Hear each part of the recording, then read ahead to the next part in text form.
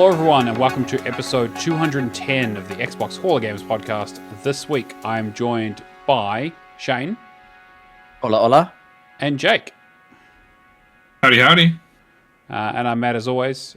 We got a bit of a big news week this week. Xbox has got a lot of stuff going on. There was a little indie showcase. We saw a couple of reveals for a couple of games. And there's more AI chat, as always.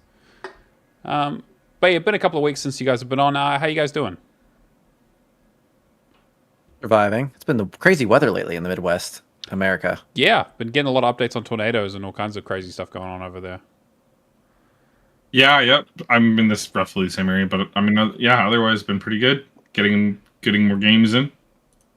Nice. I'm maximizing my ADHD lately. I had my girlfriend tell me I needed to put in headphones because I was playing a game, watching a stream, and reading a comic all at the same time, and it drove my girlfriend insane. Wow, yeah. Yeah. Got to get it all in. Got to consume all the content. The kids call that ADHD maxing. So I was gonna, can you imagine being alone with your thoughts? I can't. Absolutely not. not. Could never. I told her, I'm like, could you imagine? Okay, can you believe this levels me out? This is like... This is what I need to be at a base. Yeah. I feel that. Yeah. I'm medicated ADHD, guys. Yeah, for sure. Well, as always, we do this show live on Twitch. Xbox Hall of Gamers is the place to find us. Come say hi, hang out, the usual business. You know how it all works. We do have a community question here from Red Ninja Dan who says, what delisted game would you guys like to bring back to the store? Not server closures, but like single-player stuff for the most part. His would be Legend of Korra. It's the only Avatar game that he doesn't own. He's mentioned Legend of Korra a few times. Obviously, he's a big fan. Anything spring to mind for you guys on things that you missed out on, or? Yeah, it's only delisted on Xbox because some drama, but Omori. I'd love to play Omori on Xbox. Yeah, I completely forgot about that. Yeah, I missed out on it when it was on Game Pass, and I missed buying it before it got pulled, and it just kind of got pulled with no notice. And then I looked into if it's ever coming back, and I don't remember the drama surrounding it, but like Xbox pulled it for some policy reason. You can still get it on Nintendo or Switch, and you can still get it on Steam, so it's still a very playable game, but it's likely never coming back to Xbox, which is a bummer. Oh man, yeah, that's Shrek and Roll, please. Shrek and Roll. I do remember that. Yeah, that was that party game one, right? Was it? I never got to play it, so I don't know. Yeah, just, fair. You know, Shrek is love, Shrek is life, and I didn't get to play it. So there are quite a few of those licensed games that just kind of disappeared into the ether. The Games Reservation be damned. I think the one that jumps out for me is the Wallace and Gromit Telltale stuff that they did back in the day on the 360. They did like 4 episodes of that, and I just completely missed it when I was younger. And by the time I got into Telltale and that kind of stuff, it was already delisted. So, real shame. Would love to play those games at some stage, but I guess I'd have to find someone who owns them or something. But yeah, that's the one that immediately came to mind. Yeah, that was one of those questions where it's like, that's a fantastic question. I don't think I have an answer. And then immediately I was like, no, I have an answer. Just kidding. Yeah. Yeah, this license stuff is... I feel like it's less of an issue these days, right? Like licensing for games has gotten a lot better. Not necessarily in perpetuity, but you definitely get longer tails of holding onto those games. I tend to buy any licensed games that go on sale really deep, just because I know at some point they will get pulled. So yeah, that's fair. We just lost some book game, like Beast Quest, I think it was called. Oh yeah, Beast Quest. It's getting delisted soon. I didn't realize it was based on a book. So right. I feel like we're better about licensed games, but are like not getting pulled. But the one that always kills me is like music licensing.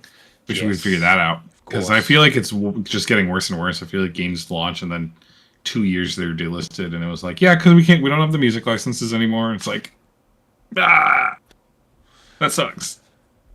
Yeah, it's such a lame reason to have to delist a game. Just go update it and rip the soundtrack out. It's fine. I mean, that's what they did for some of the GTA when they did those. I mean, they were terrible ports, or the remasters they did, but they changed some of the songs on the radios because they were like, yeah, we don't have licenses to all these songs anymore. Because that was the thing in Vice City, was like the very first thing you heard was Billie Jean, and it's like, yeah, no way do they still have the license for a Michael Jackson song all these years later, unfortunately.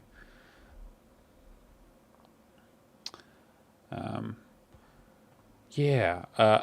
I guess in a similar vein, like, you get a lot of this with like anything that has licensed stuff in it in general. So like car licenses in particular, like that's why we kept seeing Forzas getting delisted and DLCs getting taken down, is because Porsche, they're like, oh yeah, we'll give you like this thing for a year, which is kind of crazy to think about in a video game sense. Like, yeah, that's such a weird one. The car licensing is so weird. yeah, I wonder. I feel I can't help but feel like that's why in later Forzas they just stopped including like certain manufacturers, is because they're like, okay, dealing with licensing your guys' cars is a nightmare, so we're just gonna not. yeah, and I feel like the deals have gotten better over the years. Like they've kind of figured it out a little bit more and gone, yeah, like if you don't agree to this, we'll just not put your car in the game and we'll be fine. We already have 1,000 other cars. As much as people would love to drive a Porsche, it's like, if we're gonna have to delist this game, delist this DLC, all that other stuff, as much as they want to move people onto the new one. Cameron, who's in the chat, mentions the Grand Tour game. Yeah, that's another good example too. That was a game that they had like content that was coming out alongside with the TV show, which is kind of an interesting model. So they do like, I guess, like title updates with some new tracks that were related to whatever episode that was coming out, which is like a fun model. But then I guess, yeah, it just kind of all gets really delisted. Yeah. I don't think anything else. Yeah, I don't have a real answer because I honestly, can't think of any delisted games that I really went, oh, darn, I missed it. You're pretty good about grabbing maybe games that went offline, but not too many. It's also nice when you get a warning about them leaving. They've definitely gotten better around that. And also we got people like Super Bob in our Discord who's on top of all the stuff that's getting delisted or likely to be delisted. God, he sure is. What a superhero. Yeah, the man is... good work. If that's not his autistic special interest, I don't know what is. It wasn't trains. I don't care. It's always there's always some amount of trains. You can't escape the trains a little bit for sure. But there's rarely one I care about leaving. But God, I'm glad he does it, because when there is one I care, I'm like, oh, definitely. I would have missed that for sure. Yeah, absolutely. Cameron's been talking about Spider-Man games. Yeah, a lot of that Marvel stuff kind of got delisted. And just, it's a shame because there's some good ones in there. Yeah, Web of Shadows is just for pretty penny these days, because that game is only available physically on the Xbox 360 and PS3. It's not backwards compatible. And it is, unfortunately, I regret to report, a good game. It is good, yeah. It is. I did it. Typically creates a recipe for an expensive retro purchase. I wish I'd held onto my copy. Yeah. Yeah, right? Yep. Well, let's get into the news then. Thank you for your question there, Dan. It's been a big week for Microsoft again. They're in the news again with Asha Sharma coming out and making a few statements, and there's been a few changes. I guess the big news, I haven't really got it in here as a news story, but it is kind of the overarching theme, is that one of the big changes they're making is that they've reduced the price of Game Pass Ultimate, just kind of out of the blue. We talked a little bit about it last week as a bit of a rumored thing that was happening. And yep, sure enough, it got dropped. They've dropped it down from $30 down to 22, which is, again, not back to the 20 that it was last year, but in this day and age, seeing any kind of subscription price drop is insane. Unheard of. I can't think of one like that ever came down. Like, they've always gone up and then provided a cheaper, objectively worse alternative, but never just like their best one come down. So that's crazy. I wishful thinking, I'm hoping it's maybe just like an industry trendsetter. Potentially, but we'll see. That might be. I'll take this, because I just literally canceled like all my other subscriptions that were just not doing nothing but saying they were increasing the price every 6 months. And this was the one I kept, one of the ones I've kept. And so it's good feels seeing they're bringing it down. Yeah, the trade-off is that they're going to remove the day one Call of Duty coming in, which is not a huge surprise. That was also kind of rumored, so it kind of makes sense for those two things to be going together. There isn't too much to say there that we haven't already said, but the talk was that the last Call of Duty they put out, I think, not last year's one, but the one before. So Black Ops 6. Yeah, 6. Like apparently lost them potentially like 300 million in revenue. In that, I bet they did. Yeah, which is again like that's the estimate, again not confirmed, but you know, even if it's anything close to that, if they're not bringing in those kinds of numbers and making up that on new Game Pass subscribers and growth, then yeah, it's a no-brainer to go, yeah, this is our biggest franchise that makes us the most money. We need to be selling this for a premium, and they did say that they'll put it into Xbox like the following holiday or a year later or so, like again similar to the premium tier. A year later. I mean, I'm a Call of Duty enjoyer somewhat. Like I really enjoyed Black Ops 6. It was really good. Black Ops 7, where I played for one mission and then dropped out of it immediately. So, I mean, yeah, it probably doesn't help that like in most of people's opinions, last year's Call of Duty was pretty bad. But I don't know. Do you guys have any thoughts around like them taking this out in exchange for that lower price? To Cameron's point, it is. I guess that to eat my own words, that is like the on paper worse. Like they made it worse on paper. They're giving you less things to reduce the price. But selfishly, as somebody who hasn't played a Call of Duty in like almost a decade, I'll take it. I'm happy with the price drop for the game drop. Yeah. Shane, any thoughts? Well, not to skip forward, possibly. I was scrolling through real quick. But, I mean, they might make it a piecemeal Game Pass option and make it so you just pay, $10, $15 more and you get Call of Duty day one or something, you know? So, I also don't play Call of Duty, so I don't really care. Yeah. But why would anyone pay for that? I mean, like they could. It'd have to be cheap. Play that game. Yeah. Right. But here's the thing: if it's a $10 extra dollars or even $8 extra dollars, that's like if there's only one drop a year, that's just the price of going and buying COD when it comes out. Yeah, but a parent's not going to think that way, though. They're just going to think they can pay $10, $15 and their kid can go play Call of Duty and leave them alone, you know, and then they forget it exists and there's Microsoft making that money. Yeah. They could, but I'm just like the lazy consumer will fall for it. But any consumer who takes 2 seconds to be like, I pay $8 extra a month and I get Call of Duty. What's 8 times 12? Oh, that's like basically the price of Call of Duty. I'm just gonna buy Call of Duty. This does tie in with the common idea, and Cameron said similar thing in chat. There was a rumor also that this is the sort of first in a step of changing up the tiers yet again for Xbox and potentially having some sort of a la carte piecemeal kind of plan that you kind of put together, similar to how some cable plans work, where it's like, yeah, I don't need this feature, I don't need this feature. I mean, if they do that for Call of Duty as a thing, I'm sure it'll be, you get day one Call of Duty, but you also get like some Battle Pass stuff and some other bits and pieces, like similar to what they've done with like Fortnite Crew, where it's like you get extra things for that game in particular. Yeah. What was was it $22.99 or $21.99 was the new price? $21.99. $21.99 is the new price, yeah. So call $22. That is interesting. They have now put a price on Call of Duty, which is 80, which is quick math says $96. I wonder, like, it makes me think, what do they, could we see a Call of Duty specifically price increase in our future? If that's the price of Call of Duty, $8 times 12 months a year, that's $96. Yeah, I mean, I guess if you think about it the other way, if Call of Duty is worth what currently costs less than that, not by much, I think it's like a $70 game.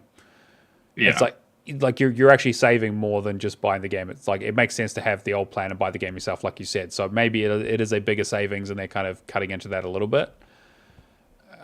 It's interesting that I think if there was anything that was going to raise prices for games, it's probably either going to be GTA 6 or it's going to be a Call of Duty game, right? Like those are. Those are the ones. For sure. Because those are the people, too, who keep saying they do it. Like, Call of Duty players will be like, yeah, I'll pay $100 a year for COD. I'm like, why would you tell them that? Yeah, exactly. That's so... that is sticking the stick in the bike spokes. Exactly, and then going, man, the economy sucks. Yeah. Why are games so expensive? Yeah. Dude. Yeah, but this kind of feeds into what I'm going to say to a lot of this stuff. What's going on? Why are good things happening? I don't trust it. This is real Wow. weird. I think it can be probably pretty easily chalked up to new leadership, big change in leadership, get consumer confidence back. Yes, right? but and also it's hard to ignore to me that she was previously in charge of Copilot or AI. Yeah. And there's a big negative anti-AI sentiment in just like the entire social landscape. Not to mention Copilot itself, if you've ever used it, I don't know, is garbage if you were unaware. Like AI stance, like regardless of your AI stance, of all of them, Copilot is just absolute trash. It is useless. Guess which one I only use. Yeah, and it's being removed from stuff as well. I heard it was removed from WordPad recently. People aren't liking it. So, like the upfront thing to me, why is good stuff happening? Consumer trust, good faith. Like this person has something to show for themselves. Don't trust it. I mean, sure, yes, agreed. You're right now. Agreed. We'll see. Yes, like cheap tricks to buy consumer trust is just cheap tricks to buy consumer trust. Like, yes, you should not trust it, but that's why to me, it feels like someone from Twitter took over Xbox for a day, and they're just doing all the things, and that worries me. Like in a year, if things are great, cool, Asha, awesome, fantastic, good job. But this feels so, I don't know. It's so wish fulfillment. It's really weird. Next, she's gonna announce that I don't know. What Scalebound's coming back. Yeah, Scalebound's next, and Perfect Dark's back, and it could also just be like, to be honest, I didn't see Xbox under Phil Spencer for a while was announcing cool things and they were doing cool things, and over the last like maybe 5 or so years, they just haven't. So like, what have they been doing? Like, surely there's just been this giant backlog of things that fans are like, please, can we have this? Like, can we please have this nice thing? Yeah. And so new CEO comes in. That's a great opportunity to be like, okay, nothing fun and exciting happened the last 5 years. In fact, the last 5 years was kind of nothing but like bad things and nothing burgers and like disappointment. So I'm gonna go just like get all the easy wins from this giant backlog of like consumer requests. Yeah, she's going all mom dommy on Xbox. I get that, but like I've been around a long, I'm certified UNC. No CEO has come in and just started just doing the things. It's really weird. And the thing is, though, they're all like free. I just don't trust it. Like it's these very small. Other than the price cut, that's a big deal. That's a big deal. That has a monetary value too. But all these other things are like kind of just slam dunk easy wins. Like that's kind of what I want to say. And I guess we'll talk about the other news stories around this as well, because it's kind of been a big week for Xbox. So they unveiled their new logo. It's a sort of throwback to the old style, like see-through green, as opposed to the more minimalistic white. Love it. I'm so over minimalist. I get it. It looks good. They're bringing back Xbox Studios or Xbox games as opposed to like Microsoft Gaming, and now it's Xbox Gaming again. I think Asha's plan is to try and reinvigorate the Xbox brand as a whole. Probably to cram some AI into it and turn it into the next, to be the AI for gaming, basically, I think is what they want to do with it, I'm sure, right? And so to do that, they want to have a recognizable brand. And I think that, to Jack's point there, in terms of like backlog stuff, like, sure, like I'm sure a lot of the stuff is things that have just been sitting there half completed, and they finally got a push to put into the sprint.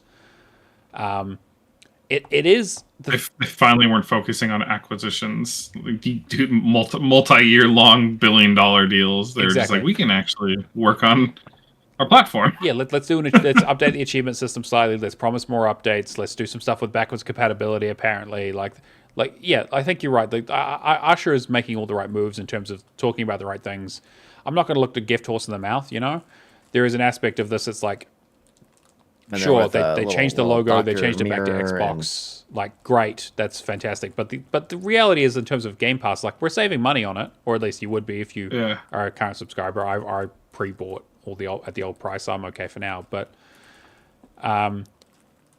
yeah, Moral of the story: when has the Faceless Corporation ever truly cared about you? Exactly. They never have. So like, just always keep that in the back of your head. Good, like take the good things, but like, if you remember that Faceless Corporations see you as a wallet, and it, when the bad things happen, you can just get to go, yeah, that's to be expected. them's the breaks.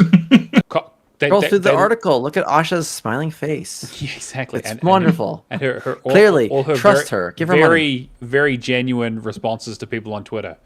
And genuine teeth. Not AI co-pilot generated responses at all. No, to not people at all. on Twitter. No.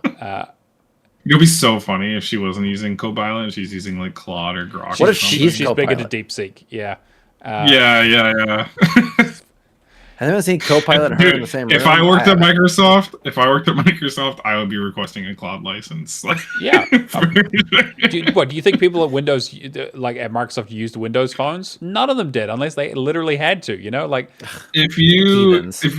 they say Best that phone. like 33% of all of Microsoft's code bases are written with AI right now, and they're like not. There's a lot of things that are wrong. But there's no way they use Copilot, because if they did, nothing would work. No, exactly. Absolutely nothing would work. Yeah. Ironically, if they Copilot used told me my Copilot to daughter build about circuses Copilot, it would earlier. work even less than it does now. Yeah. So, anyway, She's talking Yeah. to Copilot earlier. They- I don't know what you're talking about. I could shit on Copilot literally all day. Like it's practically my job to shit on Copilot. The other thing that kind of came out around this was some talk around whether Xbox is going to return to an exclusivity market, looking like maybe they don't want to release everything on PlayStation anymore, and that the move to multi-platform is kind of not paying off in the way they want it to. Again, I think to Jake's point there around, like, they only do this because it benefits them, right? Yeah. Like, the only reason they took COD out of Game Pass and dropped the price was because if they took COD out of Game Pass and didn't drop the price, people would just leave. But they needed to take COD out because they lost $300 million worth of revenue on it, so they need to sell the game. So like, well, we need to sell the game, and we need people to stay on Game Pass, so we need to make it cheaper. But we also need to keep a $2 price increase on all of them from what we were doing before, even though now they're getting less. So like, yeah, at the end of the day, I'm sure it balances their books, and that they're going to be better off for making this decision, at least in their minds. Yeah. Like it's not a terrible business strategy to be like, it was $20, then it was $30. Hey, now it's $22, and everyone's like, oh, it's $22 now. They cut the price. It's like, you're still paying $2 more. Yeah, than you for were. less of a service. Yeah, Yeah. yeah. And I guess the other bit was there was a leaked screenshots around a new Game Pass Starter Edition, which again maybe there's been some talk around tiering, and there's rumors around like a first party tier that you get, or an indie tier, and like kind of build your own Game Pass subscription thing going on. And so there's been a leak here around a Starter Edition that apparently has like 50 games and has Discord Nitro included and cloud gaming. So interesting to see where this sits. I think that, like I said last week, the biggest issue that Game Pass or Xbox are going to have with this is not going to be the service itself. It's going to be the messaging, right? Like I feel like if you have all these tiers, you've changed all the names, how are you going to put into your marketing that you can build your own plan, and here's like the subscription tiers, and so it doesn't turn into fucking like cable or TurboTax or just some ridiculous like overblown thing where you're just like, I have no idea what the fuck I'm doing. Just like I just want the games. Why do I have to? It's like, oh, do you want this add-on? Do you want indie games? Do you want first party? Okay, I do get first party, but I don't get indie, but I do get Fortnite. I don't get Call of Duty, but I can get a Call of Duty pack that goes on top of it that gives me an extra pass. I get some Ubisoft games, I get some EA games, but not all of them. Like even people like us who like do this and look at this all the time, like even my head starts to spin when I think about like all of the stuff they've been trying to do in terms of all the changes they're making and trying to keep track of them all.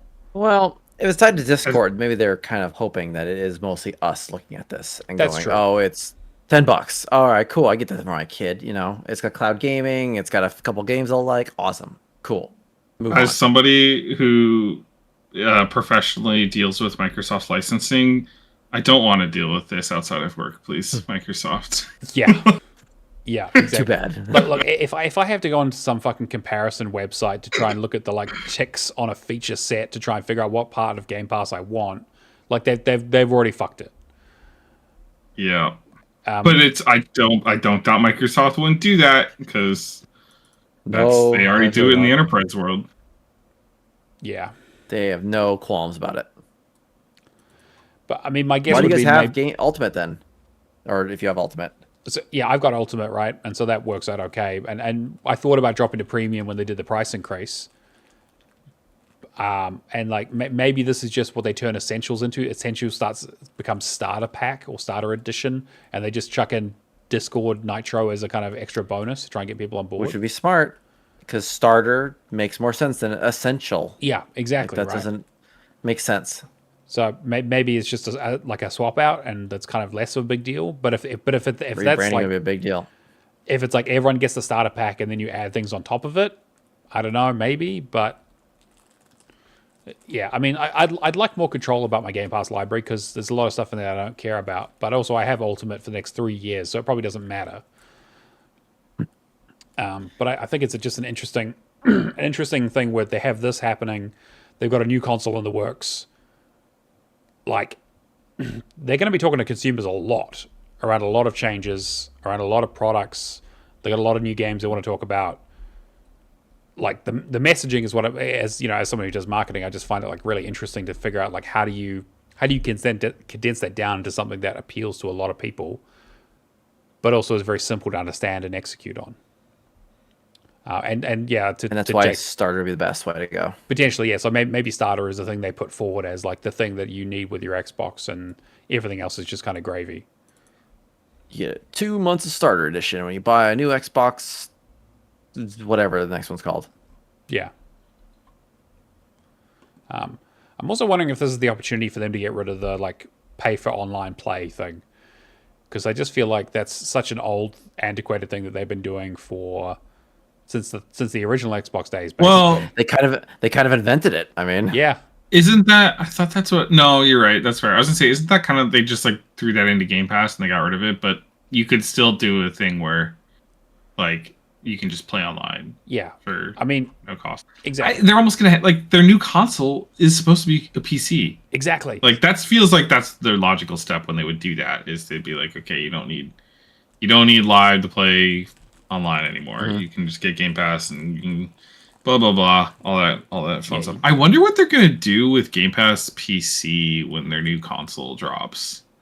Like at that point, if console is PC, at that point it's all Game Pass PC. It's a good point, and Game Pass PC also got a price drop as well, as part of this. That hasn't really been talked about, but. Yeah, like that's come down in price. And Game Pass for PC is crazy because it has all of the day one releases still in it. Like it's because that's their growth market. That's where they want to really hit people. Yeah. And so they've been like undercutting that in terms of just like prices. You know what's interesting to see? I don't think they'll do this, but this is just something I was thinking about now with like how cloud licensing is all based on tokens and consumption. Like, imagine a Game Pass model that's just based on consumption. Like, you're paid based on how many Game Pass games you're playing through the subscription. Interesting. For the fuckheads like me who pay for the Ultimate and hardly play Game Pass games at all for whatever reason. I don't know. I guess I'm just like their favorite kind of consumer. But yeah, it'd be interesting to see like just overall subscription models follow Claude's lead and just start doing consumption-based subscriptions. Claude's obviously proving they can do it. Like it can be done. Yeah. Yeah. My only worry is that I don't know. I feel like Microsoft are not being the kind of underdog in this case. They're probably going to struggle. Where it's like if it becomes usage-based, people are going to realize pretty quickly that they don't necessarily need the service or they're underutilizing it. Like the classic thing with a regular subscription is that you pay for it, you barely use it, and the company just rakes in a bunch of money while you know, like Netflix. The classic Netflix thing was like you watch The Office while it was on there, And a bunch of people were like, "Oh, The Office isn't on here. That's the one thing I use Netflix for, so I'm just going to cancel." Like, I think that's kind of what it's going to be for like some Call of Duty people, but that's the exception. I mean, it's clearly a very pro-consumer thing, and there's rarely ever does a company do anything pro-consumer unless there's an egregiously pro-corporate like counterpart to it that's better for them. Yeah, I think that that's why I keep saying wait until a year. Like we'll see how this all pans out and what happens. Yeah, and I'm not the only thing that's got me thinking is the Game Pass price decreases. Like the other things aren't too like alarm bells for me. Like I think they're like I said, I think they're just like, again, like Matt said, probably half finished things that they finally were able to like easy slam dunks they could fit into this quarter of projects, and they're just. But the price decrease is like we'll see what happens in a year. We'll see if I'm paying $30 in a year. Who knows? Exactly. Yeah, we'll see how long this lasts, and I think that the starter pack thing is maybe an interesting thing because they really have been like Game Pass has been generates what $5 billion for them a year. Like it's not a small chunk of change even for a company as big as Microsoft, and so getting the starter thing to be more integrated with Discord, which is more of a PC tool. Maybe PC Game Pass kind of gets rolled into that or something. I don't know. Like I feel like PC Game Pass is one of the things that they will eventually sunset because it doesn't really fit the rest of the model.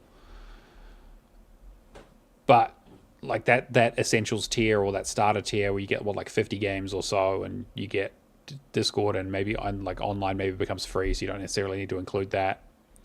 But you also get cloud gaming, which is that other bit where that's something that Microsoft have had Xbox cloud gaming for ages, but they haven't really done a lot with it. It's definitely been like it has been the most barest of add-ons. They haven't really done a lot of feature sets for it or any kind of promotion of it.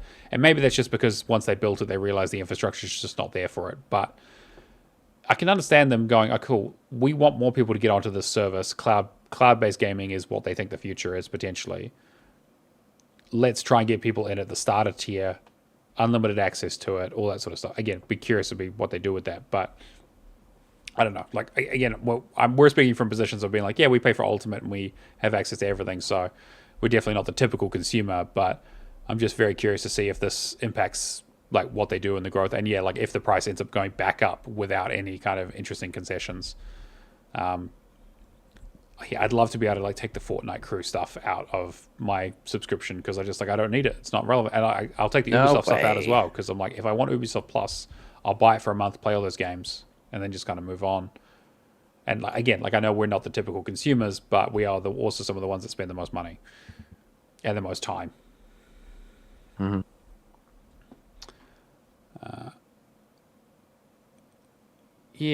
And then I guess the exclusivity thing. I mean, I don't know. What do you guys have any thoughts about that in terms of Microsoft going, yeah, we did this exclusivity experiment or this third-party experiment, and maybe it's not. I mean, Microsoft are now the biggest third-party publisher in gaming. Now they're quite Activision, and now they're on Xbox, PlayStation, and PC, and even some Switch stuff. Like, I don't know. Do you guys have any thoughts around like them going back to exclusivity as an idea? I mean, they're talking about it. Whether they do it or not, who knows? But it would be unfortunate, I think, overall. For gaming, it would be unfortunate. Sure. It was nice that people got to play the games and everything, but if in the end it means Xbox gets to keep surviving, if they pulled it back, that's the same thing I said for when they did it in the first place. Like, I just want Xbox to survive. So if this is what they think is best, then cool. Yeah, I'm pretty pro third party for pretty much everything. But I think even PlayStation is realizing. I think we've talked about it before. That PlayStation is even reevaluating their PC launch strategy because they're just like, it's not really. We're not really selling super hot on PlayStation. Maybe Microsoft is having the same thing where they're just like, it's not really worth it to like give Sony a cut because we're selling on their platform, and then we lose you lose some of your like brand recognition, I guess, when you do this kind of thing. But the other thing to me, as just from an emotional standpoint, it kind of feels already tainted. It's like, yeah, like Halo's already been on PlayStation now, and Forza's on PlayStation and Gears on PlayStation, and you're gonna be able to play those. So it's just like it's in a weird spot where it doesn't feel like as special as like Ratchet and Clank. You gotta have a PlayStation to play Ratchet and Clank. Saros just came out apparently as like a 10 out of 10 game. Gotta have a PlayStation to play that. Yeah. So I don't know. I think it makes sense that they pull it back, like kind of Cameron saying in chat, like you lose a lot of things when you do it. But I'm, as like a consumer, I want all games everywhere. But I get where from a business strategy standpoint, why it was a weird move. It was an experiment, I guess. Like we tried it. Yeah, and I think that I think it does also tie in nicely with that sort of PlayStation moving away from PC thing, and again, we don't have any indicative numbers from the developers and publishers themselves, but the talk was that most of the things were selling like under 1 million units on PC. So it was like because what PlayStation brought out was it God of War, Ghost of Tsushima, and Spider-Man, I think, and I think basically all of them did like. I think they did like not even like 20% of what they did on PlayStation.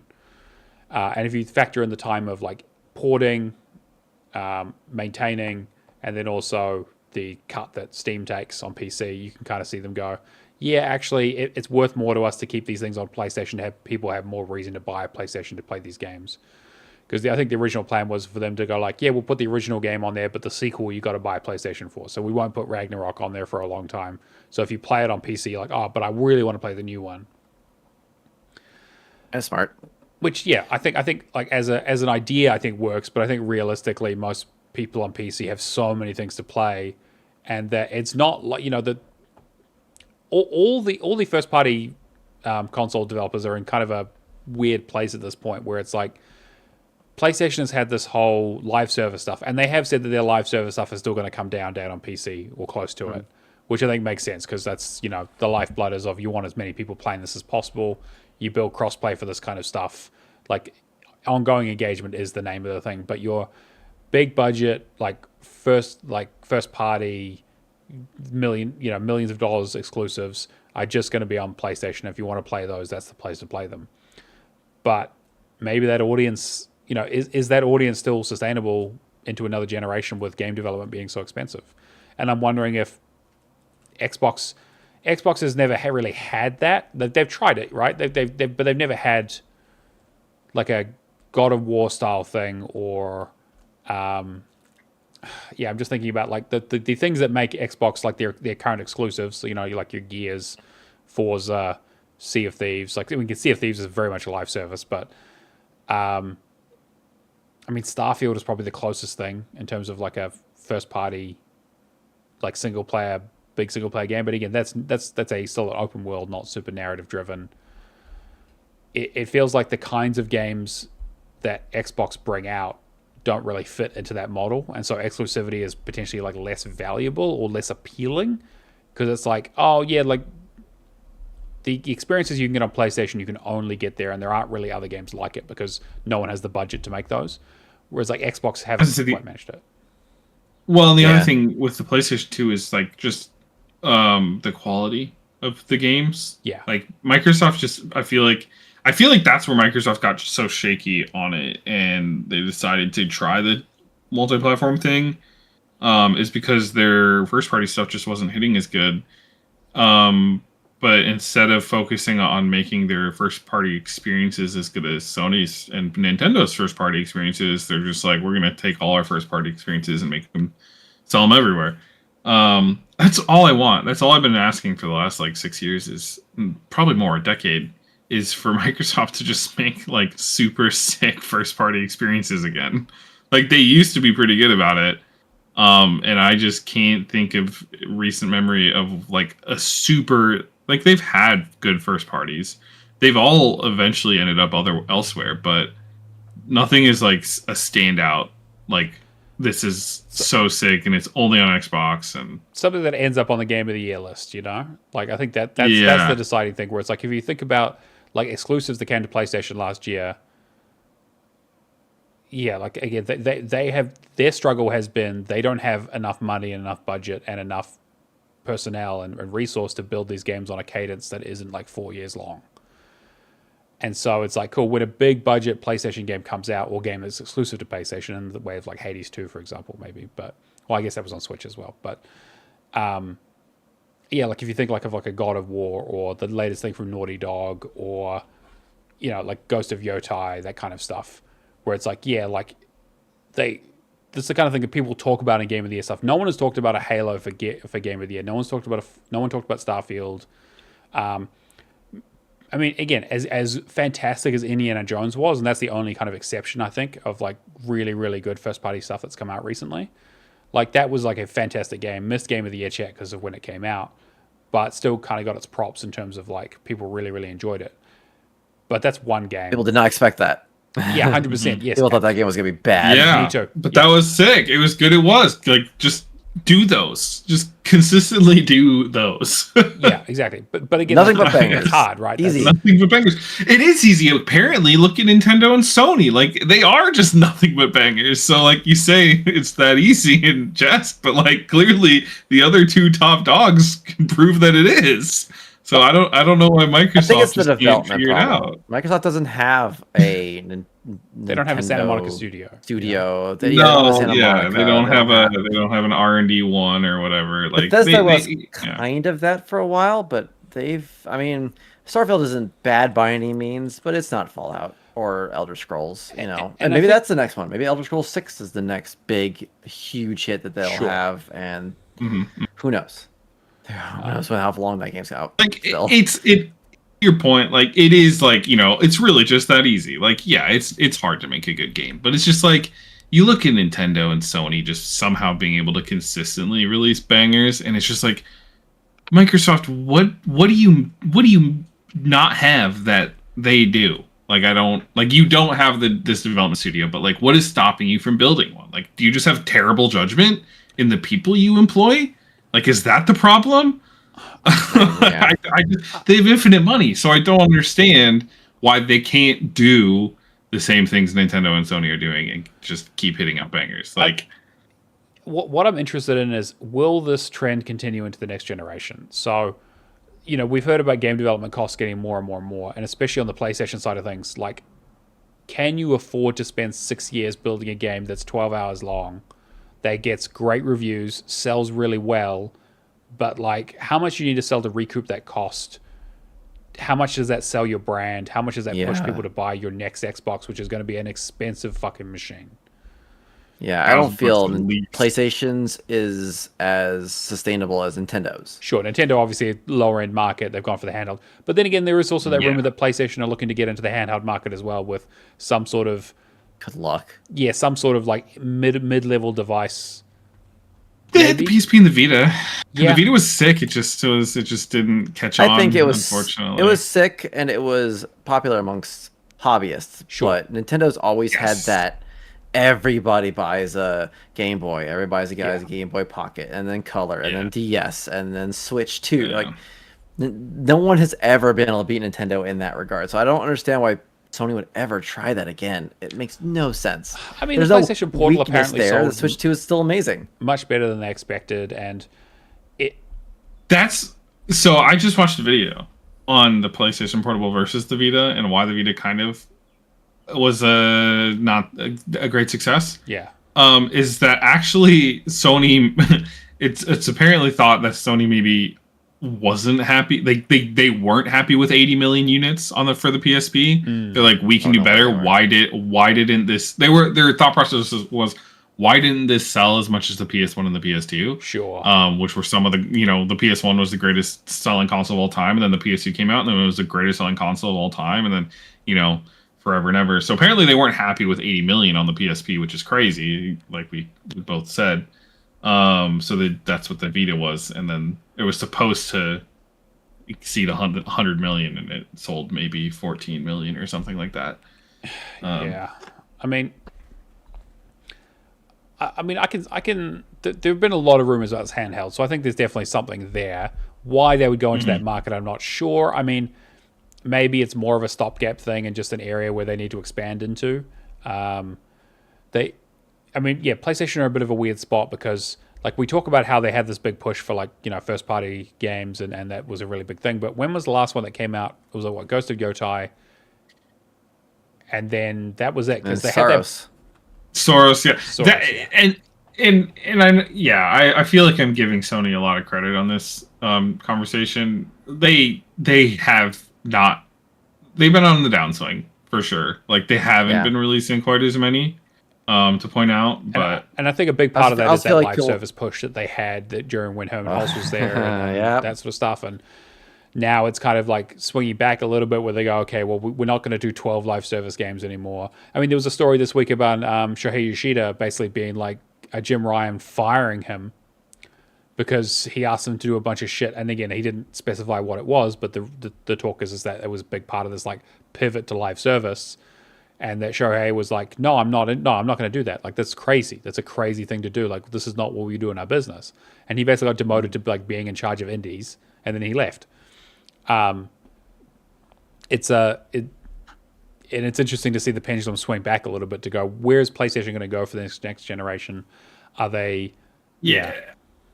I feel like they're for sure a little lost right now. Like I think everyone is. Like, yeah.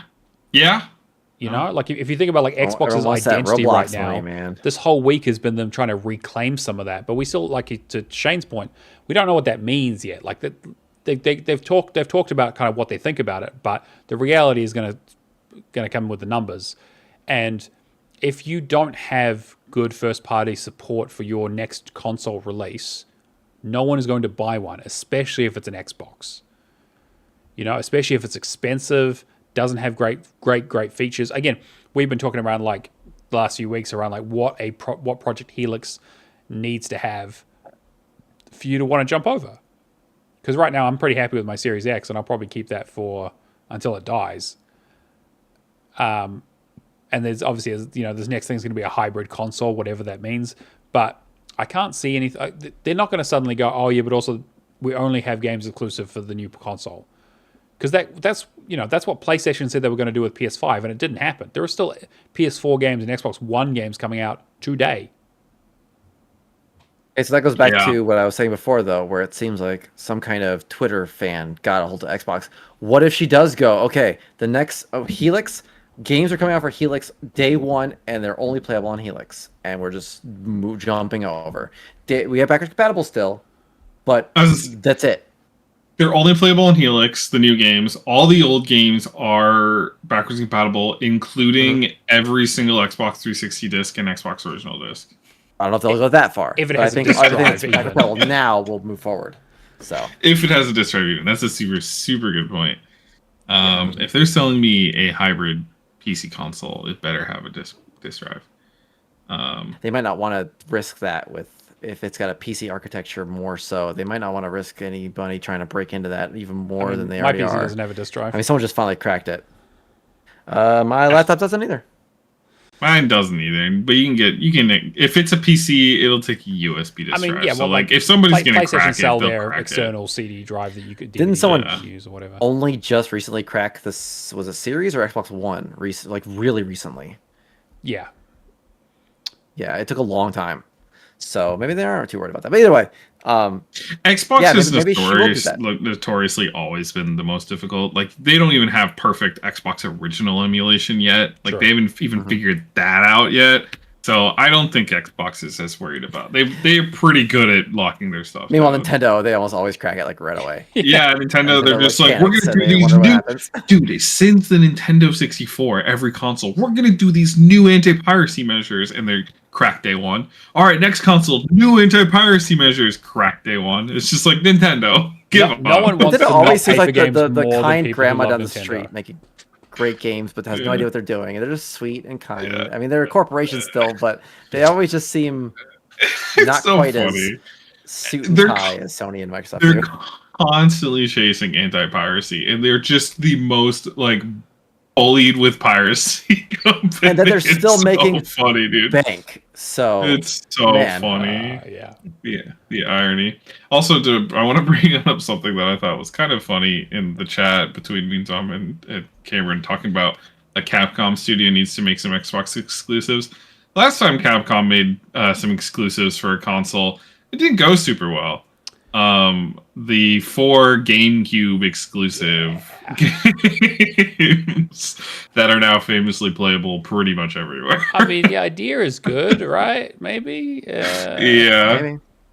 Yeah. I mean, to be fair, I did buy. Was it Resident Evil 4 on GameCube when it came out? Like, that was the one. Yeah. What was it? Resident Evil 4. It was Beautiful Joe. Killer 7. It was Killer 7, and then it was P&O 3 or something like that, I think it was called. Which that isn't playable anywhere. That has only been on that console, and Beautiful Joe's too. So that's fair. That's fair. They're just gone. Henshin to go, baby. Yeah. That'd be Killer great. 7 now has a PC port, and Resident Evil 4 you can play on anything that has a screen. Basically, yes. Yeah, my Samsung fridge has a port of it, which is helpful. Yeah. It's helpful for my inventory management. I feel like Xbox is in a weird spot where I guess, again, like Starfield came out for PlayStation the other week with the new update that they did, and apparently it was basically like 33% of people couldn't even play it because it was so fucking broken. Like Bethesda gonna Bethesda, right? But I could definitely see a world where they go, cool, we had a big splash when we brought things over to the PlayStation with Forza Horizon 5 and Sea of Thieves, and then everything else we put out on PlayStation has just been like down. And it's like, well, if that's just going to keep happening, then there's no point in putting them out. It's the same thing for PlayStation on PC. So they go, okay, actually, we can make a pivot. We can say we've listened to the fans.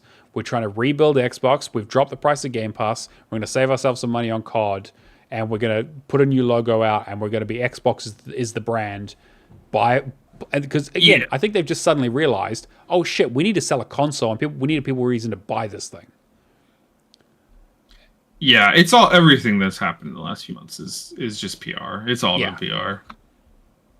Yeah, I can't wait for the summer all the shows and stuff, man. Key 3, yeah. If Microsoft really could just nail it this year, if they really went hard and had exclusives and games to show, because again, so she's showing up all the hardware stuff. Like, what if in June she comes out with the software stuff now too? Yeah, Scalebound, Perfect Dark. Like, that would blow the internet up. Like, that would cause a lot of eyes to go their way. For one, I'm interested to see what they do. They don't have to. They've already won me though. I'm gonna buy their next PC Xbox thing anyway, because I can't wait to. I already bought a PC Xbox handheld thing, and I can't wait to play Nintendo games on my Xbox. So that'll be fun. I can earn. I will have one place to do all of my achievement hunting because I'll be able to do retro achievements on it. I'll probably be able to install the PS5 Remote Play app on it, like I did on my Ally. So I will be able to do all of my hunting on a single device, which would be pretty exciting. I gotta say, if I had retro achievements hooked up to my TV, I would be probably a lot more into it. It would be a lot easier for me rather than going, okay, I got to get off my couch and go sit on the PC and play this game from 3 years ago. Right? Yeah, that's what I'm looking forward to. Yeah. I mean, like, interesting times in the game sphere. I mean, like I said, games are more expensive to make than ever. Hardware price is ridiculous. Game development takes forever. People are, widely moving away from gaming in that space in terms of like that sort of first party stuff, and they're struggling to sell. Really interesting time to be in gaming for sure. And there's just more games than ever. So be very curious to see. And a bunch just got announced. Yeah, exactly. Well, yeah, exactly. So let's talk about that again. We had there was also an Xbox showcase showing off some Xbox ID at Xbox showcase. Most of the stuff with things that we've kind of already seen or heard of, but we got a couple of updates on. I'll just go through the list. We got another update for No Ghosts at the Grand, which was that first person build fix up a hotel, but also there's a hidden understory where you're actually trying to hunt for ghosts, and the town is like full of fucked up stuff, and you're trying to do some secret stuff. Sold. I'm so excited for that one. It had like a really nice musical tune to it, and they've kind of shown off it showed more gameplay and kind of still no release date though, which is a bit strange. It is coming to Game Pass apparently this year, but I guess I was talking about this with I had one of my friends call me up talking about he just came back from Japan and he was talking about like all the gaming stuff they did over there, and we were talking about GTA. And he's like, "Oh, is anything coming out this year?" I'm like, "Well, first of all, obviously, we haven't quite hit Summer Games Fest yet, so that'll be where most of the stuff gets announced." But so I've noticed in this thing, so many of them are like, "Yeah, we're not putting any release dates on any of this stuff. Like you'll find out about this like a week before it comes out at this rate." And whether that's just because of GTA 6 or whether it's just because they're just really unsure about how things are going to go. There was a rumor that Fable's getting delayed out of this year because of GTA 6, apparently. Who knows about that? But yeah. Oh man, what if Asha gets GTA 6 at the Xbox thing? Like, that would be amazing. That would That'd be a amazing. great idea if they did it. If she did it. Yeah. So Ghost of the Ground looks good. Vapor World looks like a sort of 2D Metroidvania, Souls-like kind of thing. Not a lot of details. It looks okay. It's okay. I didn't like the way the gameplay looked. It looked okay. It looks like, I don't know, stiff, I guess. Yeah, it looked a little mechanical in a way that definitely not super smooth. Again, like if this is it doesn't have the art style of something like Blasphemous or something like that really makes it pop. But it's coming to Game Pass this year, apparently, maybe. There's a demo coming out in June, though, so I might give that a look. Mistfall Hunter, which is a PvPvE extraction RPG. I'm wondering if they're going to have survival crafting elements in it just to make sure that I never play it. It looks okay. It looked pretty forgettable, to be honest. Yeah. Starseeker Astroneer Expeditions. Little sci-fi adventure game with a kind of like cute art style. You do like little objectives and stuff. This looks like your typical friend slop game. Not really sure like if this is like objectives across multiple star systems, whether this is just like an ongoing thing or if it's like a loaded to a level thing, like Lethal Company. Get into hijinks. I don't know. I definitely saw this trailer come up. I'm like, oh, is this Astroneers? Oh, that's weird. And then it said Starseeker. I'm like, oh, no, it's not. And then Astroneer Expeditions. Like, yeah. I guess it is. Yeah. Never mind. Yeah, so I mean, like we'll see what that looks like. I don't know. It's again coming out later this year. Aphelion, which is the latest one from Don't Nod. It's their big sort of sci-fi narrative adventure. This one I'm actually really interested in. This is coming out this week. Coming to Game Pass. I mean, like I love Don't Nod. Obviously, I have a love-hate relationship with the Life is Strange stuff, but this is what they've been working on while Deck 9 was working on the latest Life is Strange game. I love sci-fi narrative stuff. It ticks all my boxes. I'm really hoping that it's good. I'll almost certainly play it probably pretty close to launch next week. Yeah, I just did Banishers. So if it's that more streamlined, shorter, with the same kind of writing, everything, sold.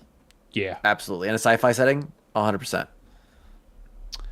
I'm not sure. Loft Song? That trailer was confusing. It was like, okay, this is like or Journey. Not informative, I guess, just to say. Journey meets Limbo kind of thing going on, where it's like you're in a desert, but you're also like, it's kind of like bleak and dark, and you're solving kind of. It almost had like a little like Monument Valley kind of art style to it, where it's like very like perspective based, and I don't know, it looks kind of interesting, but you didn't really see anything about it. No release date or anything like that, but yeah. Albion Online had a trailer. It's coming to consoles. The trailer was very funny. It was basically like a Monty Python skit almost. I forgot what the gameplay was though, so I was watching the trailer and it was funny. I'm like, oh, this is neat, and then it cut the gameplay. I'm like, oh, never mind. I was like, no, I'm good. I don't need to play past. Clash of Clans rip-off bullshit. No, thank you. Funny though. It was very funny. Yeah. Vampire Crawlers, which just got released. They did a quick trailer for that just to show off that it's out. Apparently it's great. It's got 160 achievements, so I don't know if I'm going to jump into it straight away. But I love the original Vampire Survivors. I mean, I say love. Love is probably too big of a thing. I enjoyed it for what it was, as a kind of mindless game. This definitely looks like maybe a bit more to it than that, but also I don't know. Yeah.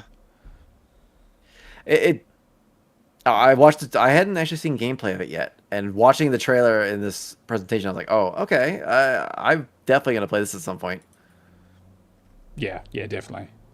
And like the dev like Ponkel was very funny, and apparently Ponkel is working on like 15 different projects right now, like collaboration. I didn't put it in the news, but they were like, "Oh yeah, I'm just doing like 15 different games and collabs. They got that Vampire Survivor money, man. What are you gonna do? Yeah, exactly. He's like, fuck it, I'm just gonna keep doing shit. I mean, yeah, like they did what they did, like Contra DLC and all that kind of stuff. Like they've had some good stuff. Contra, Among Us, Castlevania. Yeah. Like their Everyone wants a piece of their Vampire Survivors stuff. Echo Generations 2, we've got another trailer for that. Looks good. Sci-fi RPG. Did you do the first one? I played the first one. I didn't love it. It something about it just didn't click with me. I don't know. I know a lot of people really enjoyed it. It felt very Baby's First Earthbound a little bit. Yes. And it didn't, yeah, you're right. It didn't have that depth that really grab you. You know what I mean? So maybe this expands on that a bit and helps, maybe. But it also looks a lot better than the original. I mean, they also, what was the other game they did in between? It's another easy game. Yes. It's like a Zelda-like. God. Not Ravenlock. Ravenlock. Yeah. Yeah. I think that was it. Ravenlock. Yeah. Ravenlock. Yeah. Oh, you nailed it. All right. Yeah. What else did they do? Oh, they also did River Bond as well, which is also like, yeah. So. Oh yeah, I forgot all about that game. Yeah. So Echo Generations 2. Yeah, it looks interesting. Like I like the art style. Like they've obviously done a lot of work to it. It looks very, very stylish and that sort of voxel block-based kind of thing going on. But I'll wait for reviews on that, I think, before I jump into it. Tears of Metal, some sort of medieval hack and slash. They didn't really show anything. It was more of just like a tone piece trailer. It was very, very basic. The art style is very pretty. Yes, love the art style, but and it looks like almost like a big hack and slash, almost more like a Dynasty Warriors kind of thing, where it's like you fighting a bunch of little guys, but like 3D. Mm-hmm. So I guess we'll see. The art kind of reminds me of Banner Saga. Yes, that's what I was thinking too. I thought that's what it was at first. Speaking of thinking games or other games, I thought this was Reaper or Peak when they showed it. I'm like, Aggro Crab, all right. And yeah. Then, yes, this again. I was talking about how the other game was Friend Slop. This is Friend Slop. I mean, this is like, yeah, cool. It's a wacky physics game. Like a party game. Yeah, I'm super not interested. I may not be forklift certified, but I don't think I'm going to change that. But they go on some Friend Slop. Yes, RV there yet. So that's the super popular PC Friend Slop game. Is now coming to Xbox on Game Pass. I am seriously worried that I may get dragged into be playing this with my friends because I think Cameron, Keo, and Stubby are really good at twisting my arm and making me play bullshit like Void Train, and so I think this maybe fits into that. We'll see what the achievements look like. They're all about that friend slop. I just every friend slop group needs like the one person who doesn't really want to be there. That's me. Like every time we're like, that's me. Yeah, that's me. That's like every time we're playing, we play through like Sworn, and we're like doing like Hades shit, and I'm like fucking doing like calling out builds, and like we're doing stuff, having a great time, and then it's like, cool. Also, can we play Void Train, where we're just gonna stand on a train and craft some stuff and feed these cute little animals, and occasionally shoot a guy in the face for like 5 seconds, and just kind of stand there and go, oh, let's collect resource. Jesus Christ, it was some roguelite elements. Let me say, as that friend, also being that friend sucks because you feel bad because you're just like your friends are trying to get here and to hang out with you, and you're just like, but I'm really enjoying my like curated single player experience, yes, and they're like, no, come play bullshit for the next 2.5 hours. Like, yeah, how do you feel about this forest game or whatever the fuck? You know, I'm just like, oh Jesus. Yeah. Like I don't feel about it. Actually, I'm playing Final Fantasy. Leave me alone. Yeah, exactly. We also had Escape Academy 2, which I'm so excited for because I love the first one. Oh yeah. Coming to Game Pass day 1 sometime this year. I'll jump on it straight away. I'm sure I'll play it with Char or someone. I need to play. I think I bought the first one. I know it was on Game Pass or is. I don't remember, but I need to play it. Yeah, I need to play it in this one. I've played. I've only ever done Escape Simulator on PC. That game's a blast. Yes. And this is like very much the same thing. So yeah, I love a good escape room thing. I love solving puzzles and stuff. Like I love escape rooms in real life as well. So it's funny because escape rooms were remember when the first one got announced, everyone was like, but escape rooms are based on video games brought into real life. So this is based on a video game, brought into real life, and then back into a video game. Yeah, you're not wrong. And like, okay, sure. It's just condensate puzzles down into an escape room. Like, yeah. So yeah, I'll definitely play this. I didn't play any of the DLC for the original game because it didn't have achievements, but I'm always down to do puzzle solving because that shit's fun. I've been waiting for another Wee Wee Here game. So that we're getting one. Another Wee Wee Here. I hope we are. I don't know because they kind of. No, it's. Is it? They said when it's coming out. I don't know if they've said when it's coming out, but it's for sure. It's for sure confirmed. Like it's been announced, and it's in space. Oh hell yeah, sweet. I mean, because I enjoyed the I know that they did that like expeditions thing where they would do like smaller thing with the friendship, which was like a 3-hour experience or whatever. So I mean, like I'll play every one of their games. I'll hit they're so good. Hit Kirby up, and he can help me with my color blindness. They're so good. Yeah, I don't remember what it's called, but it is for sure confirmed. They're advertising it on Steam and everything. Right. Got a trailer and everything, so look forward to that. One thing I'm not buying is Totopia. It is the free-to-play party game, the do-it-all party hub for social and gaming life. Is this like Tomodachi Life? No, it's like Indie Slop. This is like Indie Slop. Like it's basically like, hey, look, you got 100 mini games that you can play to fish and farm and build bases. Like it's just like they basically it's like Fall Guys, but you can also fish and farm. Yeah, pretty much. How did this get a spot at a showcase? I'm sure they paid out the ass for this because this looks like trash. Probably it was made with Copilot. Yeah, probably. Actually, they probably had a tie-in deal. Solo leveling, Arise Overdrive is getting a story update. It was on PC, is coming to Xbox this year apparently. I don't really know much about this. I know they kind of talked about this a while ago, the original. I haven't seen the show, so I know nothing about this game. Yeah, I read a little bit of the original manhwa, but yeah. Deep Dish Dungeon, a survival exploration game where you navigate through handcrafted dungeons filled with puzzles. Darkest Dungeon and Delicious in Dungeon's creators came together? Pretty much. This is Delicious in Dungeon, basically. Where it's like, the first thing is like, oh, you go into the dungeon and you find mushrooms and you make things and you eat them. And I was like, oh, okay, this is not my kind of game at all. But also, handcrafted is nice. Again, it's not just like random generated slop. I think it's like 3 players. It could be okay. Coming to Game Pass, but... That's such a good point. You're so right. I'm so sick of procedurally generated. I want handcrafted stuff again. I can't deal with Okay. Infinite replayability. We designed these 6 modules and they'll randomly Yep. I mean, I'll show that later. I'm just about to talk about a game that I've been playing non-stop. Okay. It's all procedural generated. Yeah, dude. It's something I think about often, but yeah, dude, I'm so sick of procedurally generated shit. Give me a fucking map and make sure things are consistent. If the thing's supposed to drop there, put it there. Yeah.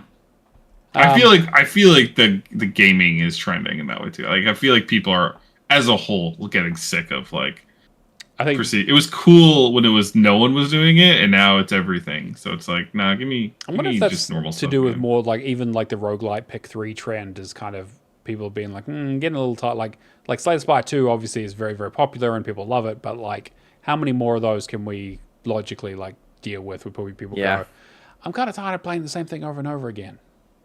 Yeah. But then again, Binding of Isaac and Mugenics did great, so what do I fucking know? Bistro, which is you're a furry who cooks things for adventurers, and they go on adventures, and you try to make the perfect dish to make sure they can get through the dungeon or whatever. It's like kind of an interesting idea, I guess. It's kind of Moonlightery or I was to say Moonlighter vibes. Racketeer or it's a roguelite again, so we'll see what that's. I don't know. It's coming like next month, so it's pretty soon.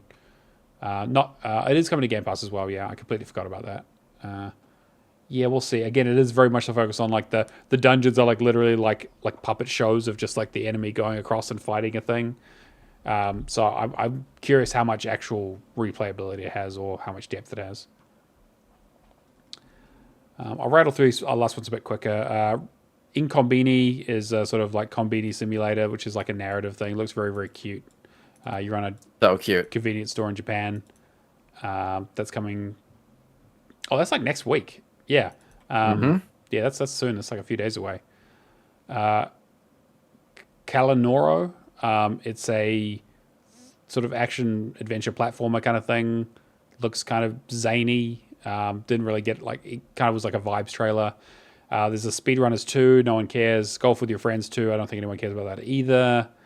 Screenbound is probably the most interesting one they kind of closed out the show with, which is the one where you play the 2D thing on your control on the Game Boy that you have, but also you're moving in 3D as well, and kind of you have to like match the two.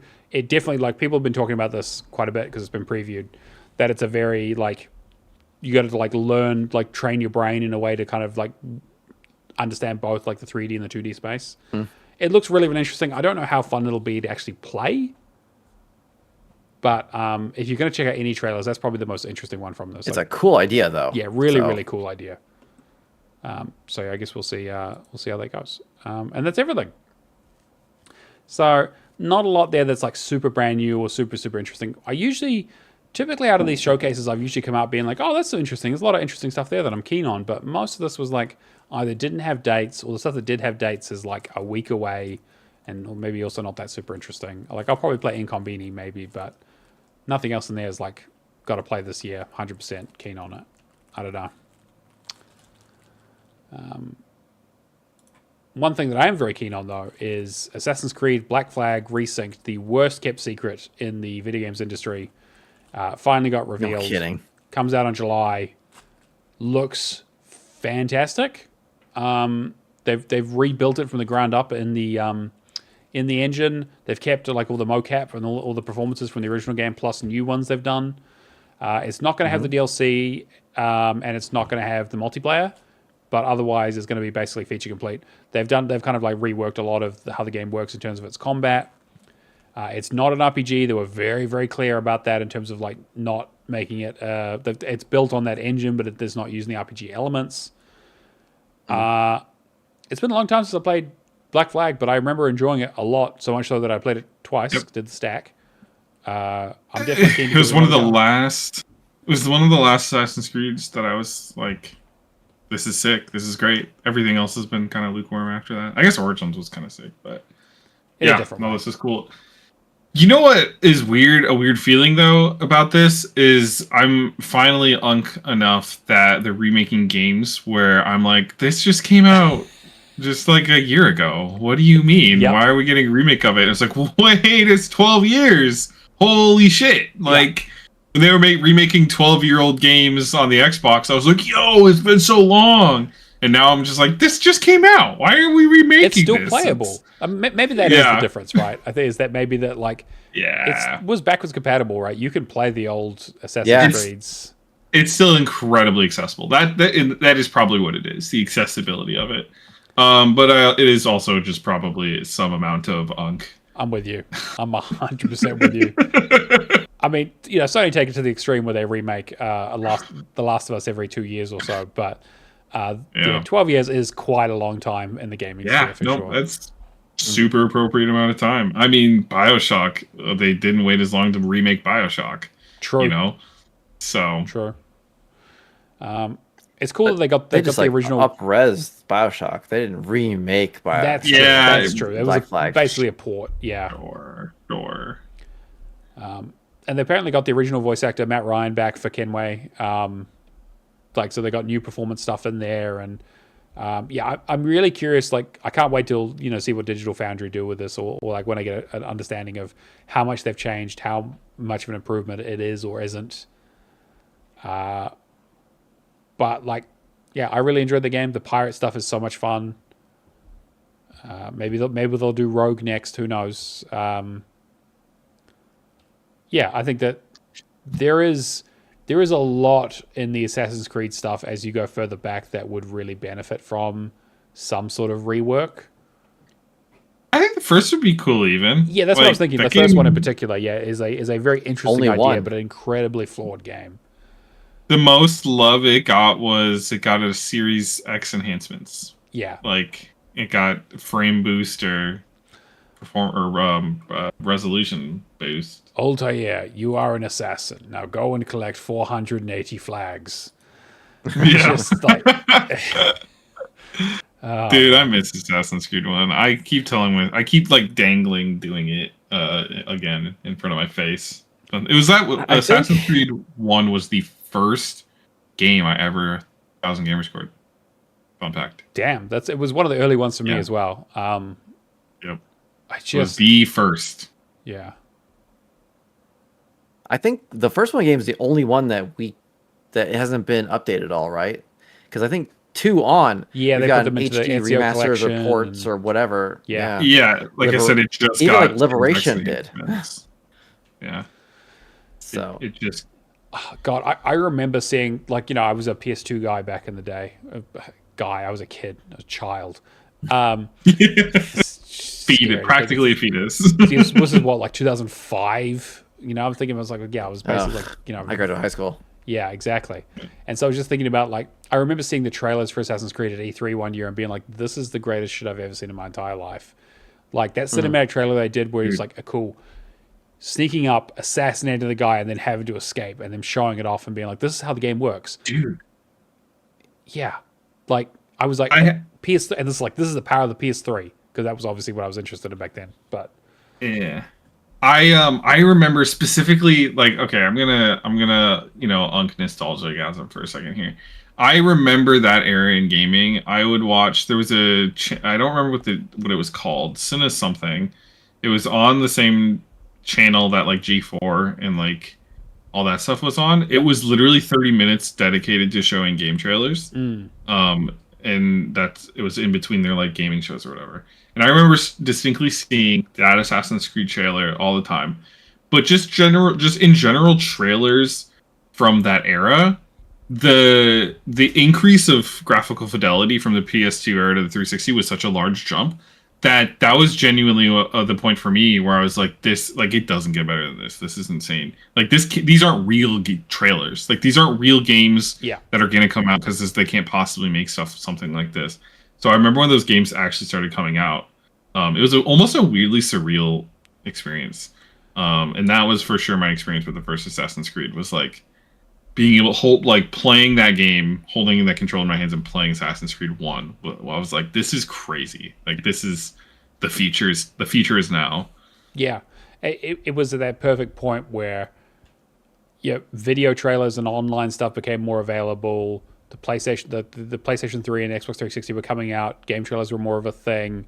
A lot of the people who were kind of aging into that demographic, like us, were kind of getting used to stuff and being like millennials and being like, oh, this isn't just like a cool either Japanese like JRPG kind of style thing or a cute mascot platformer or like Ratchet and Clank being wacky and Jak and Daxter. Like this is like Assassins. Like this is like the guy has a fucking crossbow, which they then took out of the trailer because they realized that crossbows hadn't been invented yet. Yeah, like exactly right. It was such an interesting time to go like, what is this? Yeah, like how are games? And again, like and then of course now with hindsight, you're like, yeah, most of those trailers were CG bullshit, and the game didn't look anything like that. But I think they did to me. Yeah. It did to me. Like I saw what I saw in the trailer is what I thought I played when I played Assassin's Creed. Was I a stupid like teenager? Probably, but like that's how it felt. It was like there was something in that era of gaming that I don't think has quite been captured for me personally since. I totally get that. Maybe it's a personal rise in cynicism. Who knows? Like maybe that's just that, and that just comes with age. But I don't know. They're building everything with AI nowadays. Like, yeah, it just isn't. It's soulless. It is. Yeah. All right. Well, that's probably enough of the Unk cast. we need a Patreon content. We need Patreon content. Yes. Yeah. Oops. All Unks. Oops. All Unks.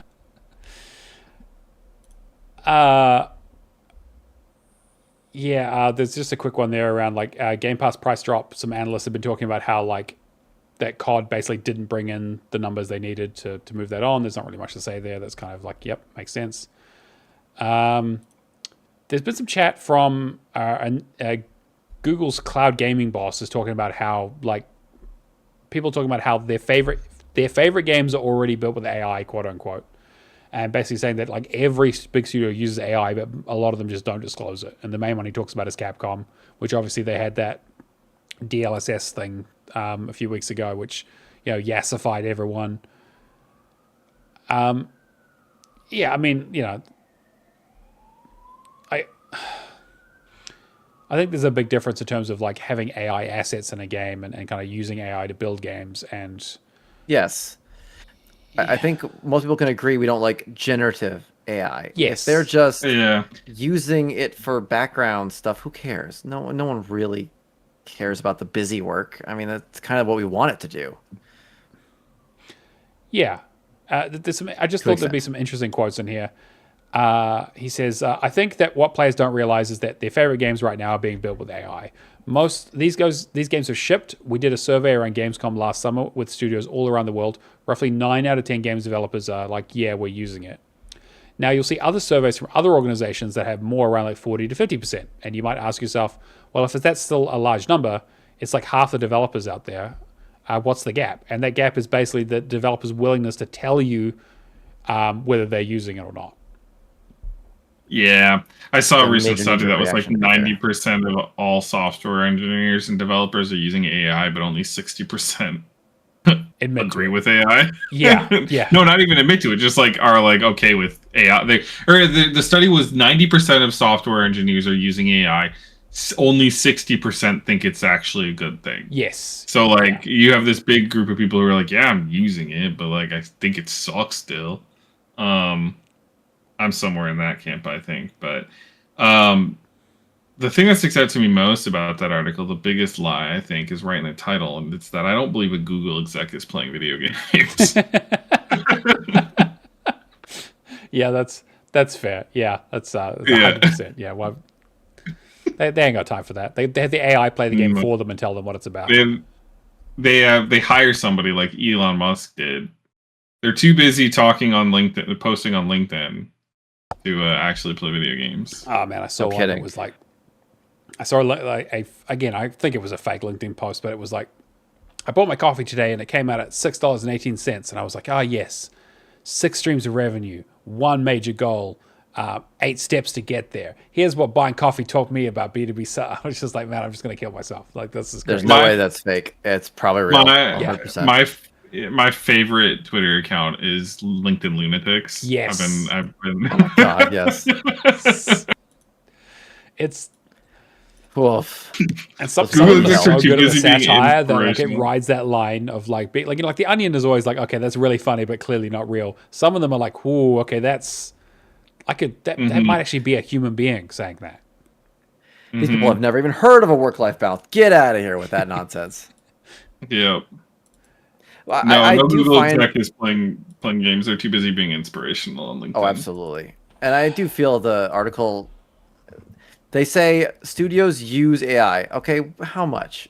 Are they using it for like 2 lines of code and that's using AI? Like, I feel like the article doesn't really expound upon that enough to matter. Exactly. And I'm also like, there's a big difference between the CEO says that the studio uses AI because he told them to use AI, and the people who actually do the coding use AI because they like to use AI, right? Like I can, I don't know.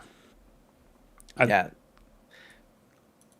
I'm just reading through the article and just being like, yeah, like I kind of get what he's saying, but I think that it's a different question in terms, and then also like we've had discussions around businesses who are assessing AI as a tool and seeing if it actually has any real benefit to them in their work streams. I think it was like 10%. I think was the last in terms of like some of the last surveys being like, yeah, we've used AI and we've tested it, and like 10% of them think it's like, oh yeah, I think we've gotten benefits out of it, or it's improved our workflows in a meaningful way. This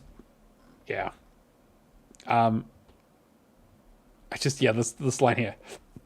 one of the big problems is that they just build in these massive worlds and they've got to fill it with content. Just coming up with ideas for every pebble on the side of the road, every blade of grass, and having all those art reviews, manual labor, just starts to pile up in pre-production.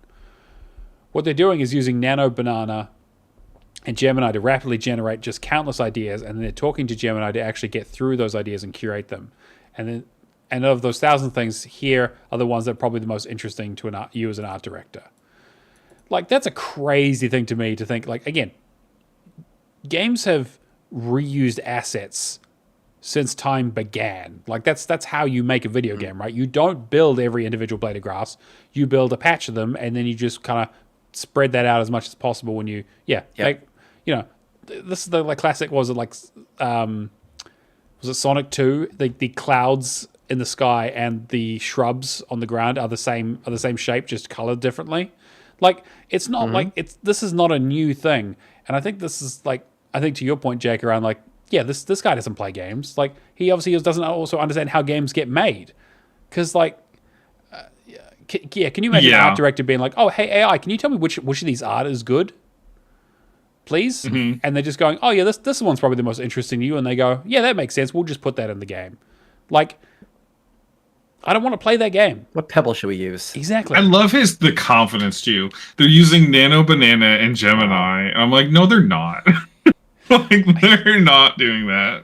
That's a CEO, though. They have no soul. I mean, come on. Yeah. And I think, like, maybe this is the one thing. Like, we've heard talk around, like, some businesses, like, even Sandfall and all that sort of stuff have talked about how they used AI for some like idea generation and prototyping.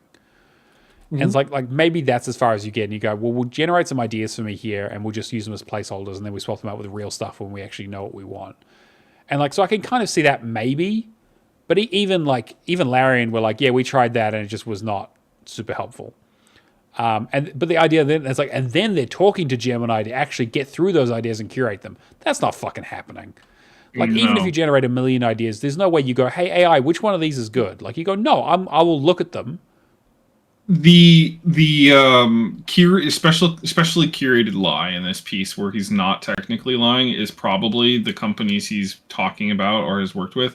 They probably have a Google AI enterprise agreement. Yeah. Like, so their company as a whole is cleared to use AI and people can request it as a tool. Yeah. And he's out here saying like, yep, this company's using these to do these exact things. Like, no, probably not. In fact, they probably, if like every enterprise is, they probably have enterprise license agreements with all the major providers. They're probably using Claude. Because everyone's just using Claude, like, and the only people doing it are their software engineers, not their artist team. Exactly. Like, so like this is like this article is the biggest, like, the reason you can kind of get away with your lie is because like technically these companies are cleared to use these tools, but you have no tangible proof, and I can almost promise you they're not. Yeah. Yeah, so, exactly. Yeah. Yeah, I don't know. Is there anything else we want to say about that? Just dunk on AI for a bit, or keep moving on? Yeah, clearly no idea what the fuck's going on. But I'm always curious around like the surveys and kind of like what's happening behind the scenes and what people will admit to. Because I think, obviously people are dabbling with AI because you have to in every industry because it's a requirement. You don't want to be left behind.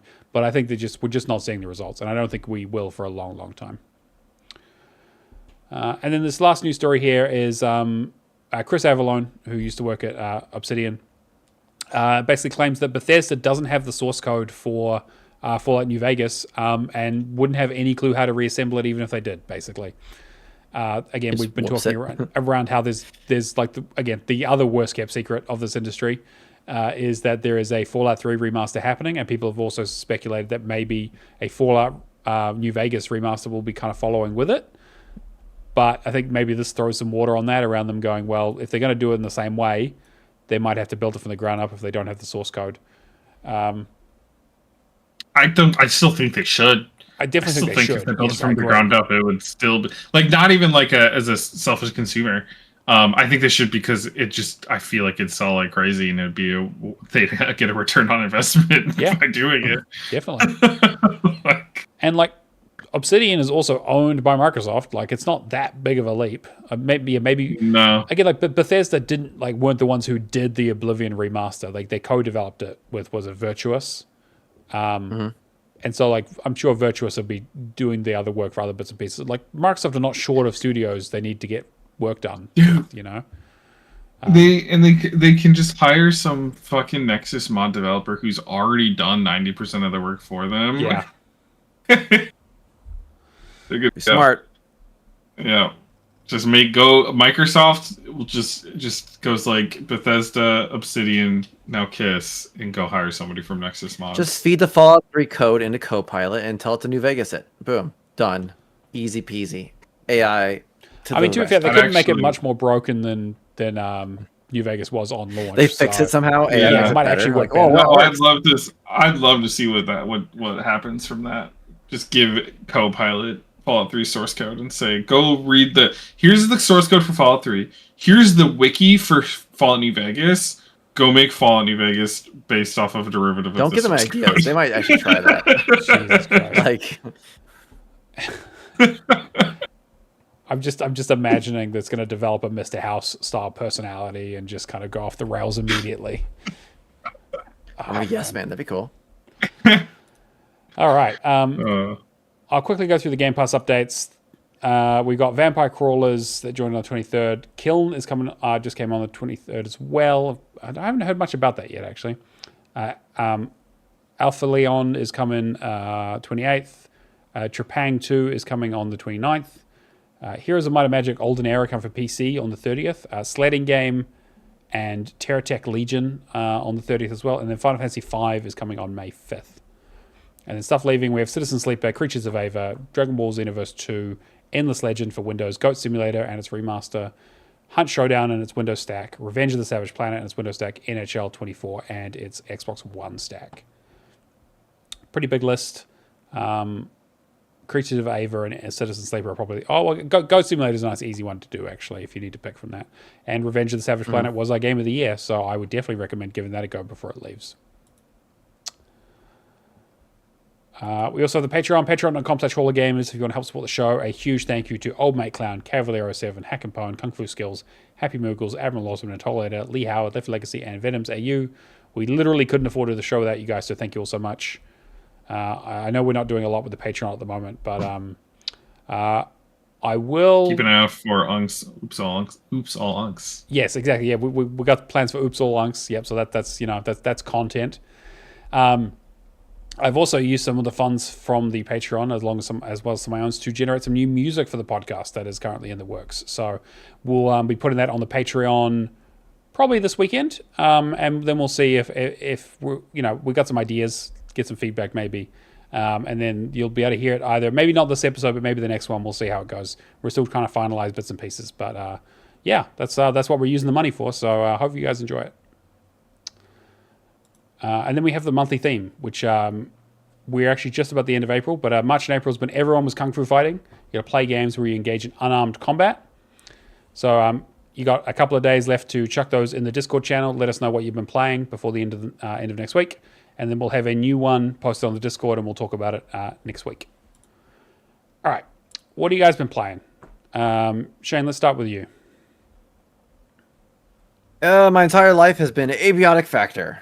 Yes. Like, I know I haven't been on for weeks, but that is literally all I've been playing. This is by far the longest I've played a game in a while, without something on backup or anything. But boy, you want to talk about hand curated experiences? This is.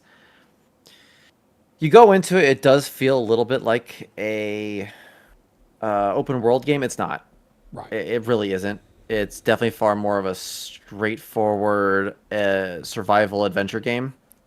Essentially, you are a new hire at this facility. You go through your tutorial, you learn how to fight aliens, and then you're dropped in and realize, oh no, everything has gone wrong, and you want to get the heck out of here. And that's the entire game.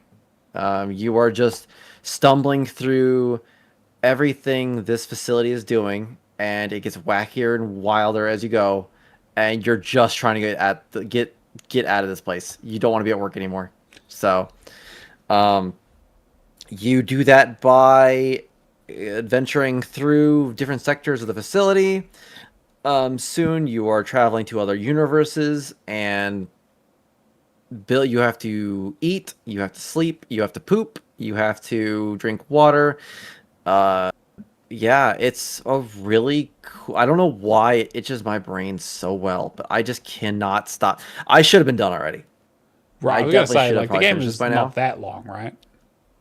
It's 60 to 80 hours on TA. Right. And I think I'm edging on the 80-hour point at this point, and I still have probably I think another sector or two to get through. But I'm really enjoying building my base and going around and collecting materials to make new items and weapons and organizing it all, and it's a lot of fun. I'm really enjoying this one. It is also like 4-player online if you want to, so you can jump in and have your friends. I'm sure that makes things a lot easier with gathering resources because you start a base and then you have to go out and you're after peeling apart a few desks and grabbing wood, you gotta haul that back, and more people would definitely make that easier. Um, the narrative is there, but it's mostly scientists kind of complaining that things are happening, and then reading a few emails on a computer. And I just got like, I've had plenty of people talk to me. I just had my first kind of cutscene ish thing happen, and I'm almost at the end of the game, and even then it's barely that. So it really is not very narrative heavy. Really enjoying it though. And they all have I Australian can't- accents, right? Because it's set in the outback. They all have Australian accents and some New Zealanders in there too. Yeah, it's all in the outback, and most of these people do not. I'm not sure how many actual voice actors they hired on this game. There's a couple standouts, the ones that talk a lot. Like there's a guy you get audio logs from him, or yeah, audio logs throughout the game. His voice actor clearly is a voice actor. Everyone else definitely feels that they may have just jumped into the cafeteria at lunch and started recording people. Like, hey, can you read this Those really are quick, my James? favorite. I love like you play old PS2 games and you have like the main Yeah. character who's like kind of a voice actor, and everyone else is just like, we just got Jane from accounting to read this Yeah. line. Yeah. One guy is like, has clear gravitas, and he actually knows what he's reading, and he's playing a character. And then you run into Denny, and he's like, "Oh boy, I don't like it here. Oh, I'm so cold." And it's just they just went. They and just got, walk up to random Jim. people in the office and say, "Hey, read Yep. this line," and hold a microphone up. Yeah, no, 100%. It does seem like that. That's great. I love that. It's pretty great. Everything's That's also in like a bit Kiwi development right there. Oh yeah, because I did tell you, it does say New Zealand in the beginning. Yeah, they're so in New this- Zealand. They're a New Zealand studio. Yeah. Yeah, a lot of Australian accents, but definitely quite a few New Zealanders too. And everything's in a kind of a voxel. So this is what I love, and I wish more developers would do this. I don't want games that look like Gears of War 8 or whatever. I don't. I want games that still look like old games, but just huge. Because while this isn't an open world game, you'll be mistaken. You'll be forgiven for thinking that at first, because it's huge. Like every wing of this place is massive. There are many times where you'll find a room and fight through some enemies, and there's a dead end. It's just a room with materials in it. You didn't need to go in there, but it's there. There's plenty of little nooks and crannies with nothing in it. It's just huge, and I love that. And they do that because the graphics aren't. It's like a low poly voxel kind of style, and I love that. I wish more developers would do that. I really do. There's something to be said for a nice streamlined AAA title, but I want someone to make a game like this, but Dead Rising 7 or whatever, and it's just Dead Rising 2 but massive, and you can just take apart everything. Yeah, I love that kind of stuff, and I think that's why I'm enjoying the game so much. Is you can pick up anything that's not bolted down and find new materials or just materials you need, or yeah. I'm really enjoying it. I don't think I have much left though. I think this may finally be. I think I'm on week 5 now of playing this, so Damn. I'm definitely nearing the end.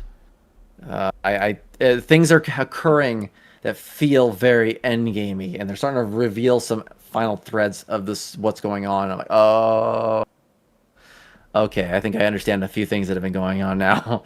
So I'm probably nearing the end of this one. But that is, I mean, I'm looking at my games. The last game I played was Transformers, and I definitely talked about You that last definitely time I talk was about on it, yeah, here. for sure. So that is all I've been playing. I haven't even had to play a backup game. I've just been getting achievement every single day for my streak and just playing this all the time. Jeez. Yeah, I love me some coffee in my coffee hole. It's a great game. Really fun. If anyone, I don't know if many people, we're all unk. I don't know if anyone's around kids enough to know what SCPs are Yeah. or any of that culture. This is kind of like that a lot. Like they're called ISs though. So there's like an IS that's a hat, and it just makes people want to take it off. And there's an IS that's a video game, and an IS that's a chair, or an IS that's a creepy creature with tentacles that follows you around and wants a hug till you die. That kind of thing. Gotcha. So that's kind of neat, at least. Yeah, and that's Abiotic Factor. I can't wait to finish this one and move to something else because, oh my god, I've been playing this for a long time now. In a similar vein, my 3 games that I played this week are the exact same 3 games I played last week, which is was very strange for me. But I finished up Creatures of Ava, so I was talking about that last week where I kind of did like I done the first zone and was kind of like got to the jungle and was like, okay, I kind of get it. There's not really much more to this game. Kind of what you see is what you get. You do the first zone, you collect a few creatures, you get a couple of upgrades, you solve a couple of relatively simple puzzles, and then you kind of move on to the next zone. It's just the same thing with different creatures.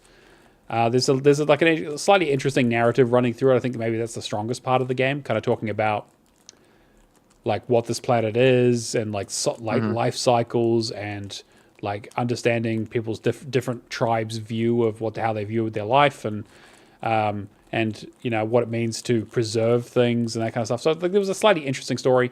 It is still very much a 7 out of 10 kind of game.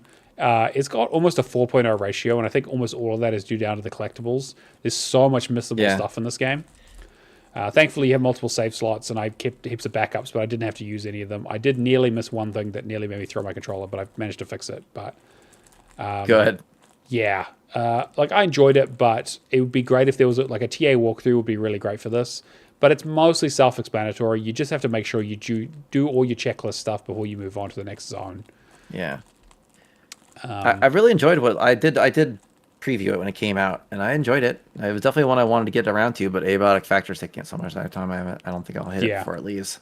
Yeah, I don't think you're missing too much. Like it's been on my it was on my Game Pass play later list for ages since it came out, and I've just been putting it off because I was like, hopefully there's a guide, and there wasn't one. So there was a video guide for the collectibles. I followed that, and I just tried to be as methodical as possible, and it worked out okay.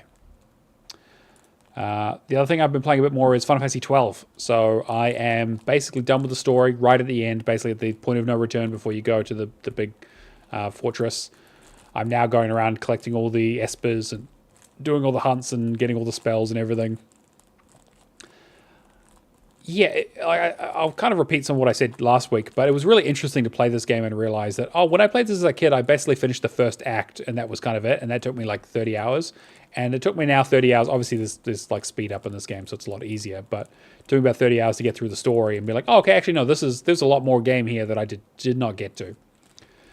I like bits of it, but I really feel like the narrative in the second act kind of just disappears in a weird way. You know, like there's kind of like this the establishing stuff with meeting the characters, figuring out the stakes, understanding why the Empire is invading, all that sort of stuff, understanding what Nethicite is, and then it's kind of like, oh, cool, we have to go on an adventure to a lab that's on the other side of Ivalice. So we need to go through a bunch of locations. None of the characters are going to talk to each other while we go through them. There's going to be no cutscenes.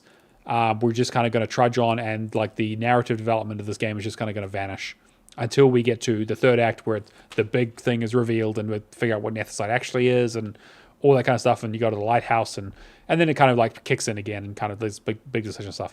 It just coming off of like Final Fantasy X, which is almost more cutscene than game. Like it almost is like the Hideo Kojima school of video game making, where it's like, yeah, like there's a couple of fights in here, but mostly I'm just watching people talk to each other and build relationships.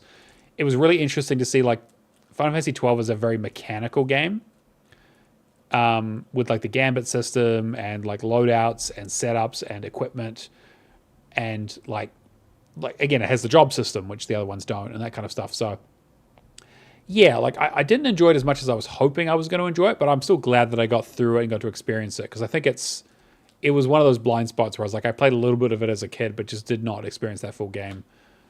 God, the grind to get some of those materials, though, I'm definitely at that stage of the game where I'm like, fuck, if I want all these weapons, I'm just going to have to like go hunt down these rare creatures and fill out the bestiary. And yeah, like I'm struggling a little bit, because I think I'm at the stage where I'm like, I'm at like level 60, and I'm like, okay, I probably need to be like more like 70, 80 to be doing some of the more end game content. We'll see. But it's not that hard to grind. I just have to put the time into it. I need to do like more hunts and stuff. It's mostly just like checklisting at this point. But I know, Jake, it's like your favorite one, right? In terms of like, it is. It's what they say. It was my first Final Fantasy, and they always say your first Final Fantasy is your favorite Final Fantasy. Now, confession time. I've never beat it. I have gotten close to beating it, and I played it as a kid.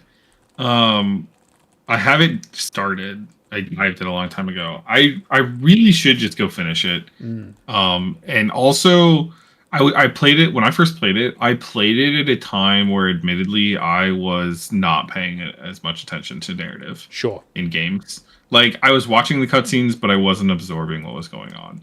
And dialogue that wasn't read to me, I was skipping. So yeah, I think I need to play it now. Like now that I'm absorbing all of the stories I play. I'd be really we'll see curious if maybe to my your opinions thoughts, for change. sure. Attention. I think that'd be great. I still stand by. I love the way the game plays. Yeah. So maybe it'll still be my favorite. But yeah, I should go finish it. And now that I know how to pay attention to a narrative, and see if I still think that. For sure. And now having played, God, have I played every single numbered Final Fantasy at this point? Yes. I've not beaten 9 and 12, and that's it. Yeah, No, 10. I've not beaten 10. 9, 10, and 12. Or 9, 10, and 12. Or 9, 10, 12 are the only ones I've never beaten. I've beaten 1 through 8 and 13 and 15 and 16. Yeah, and again, this was kind of that push of like starting the crystal remasters, the pixel remasters rather, and then going, oh, actually, I could play all of them. Like I've done a good chunk of them. Like I've done 10, I've done 10-2, I've done 13, 1, 2, and 3. I've done 15. I did 16 recently. Did 1 through 6. Done 7, 8, 9 many times. Did the remake of 7. I was like, cool. So I'm only really missing a few of them. It's like I didn't play Crisis Core yet, and I haven't played Tactics. There's like obviously I'm not going to do 14, but like there's why not, coward? Come on! As soon as I finish ESO, I'm jumping into 14. Keo loves that game, and even he doesn't want to be playing that shit. So like come on, there's no way. Nah, you can do it. I will talk about the thing that has taken over my fucking life, and I talked about this last week, but I'm like I have basically played nothing but this. I've been playing Hades 2. Char was on talking about it last week and really enjoyed it, and I was having a good time with it too. I just hit credits, so I've just finished the main story. There's still a bunch of other stuff to do, but like I've just done the final few runs, and now I'm in the post game. I've put 37 hours into this game in like the last week. Yes, full-time job. It is crazy how much, like, this game is fan-fucking-tastic. It takes everything from the first game and is like, let's just triple it.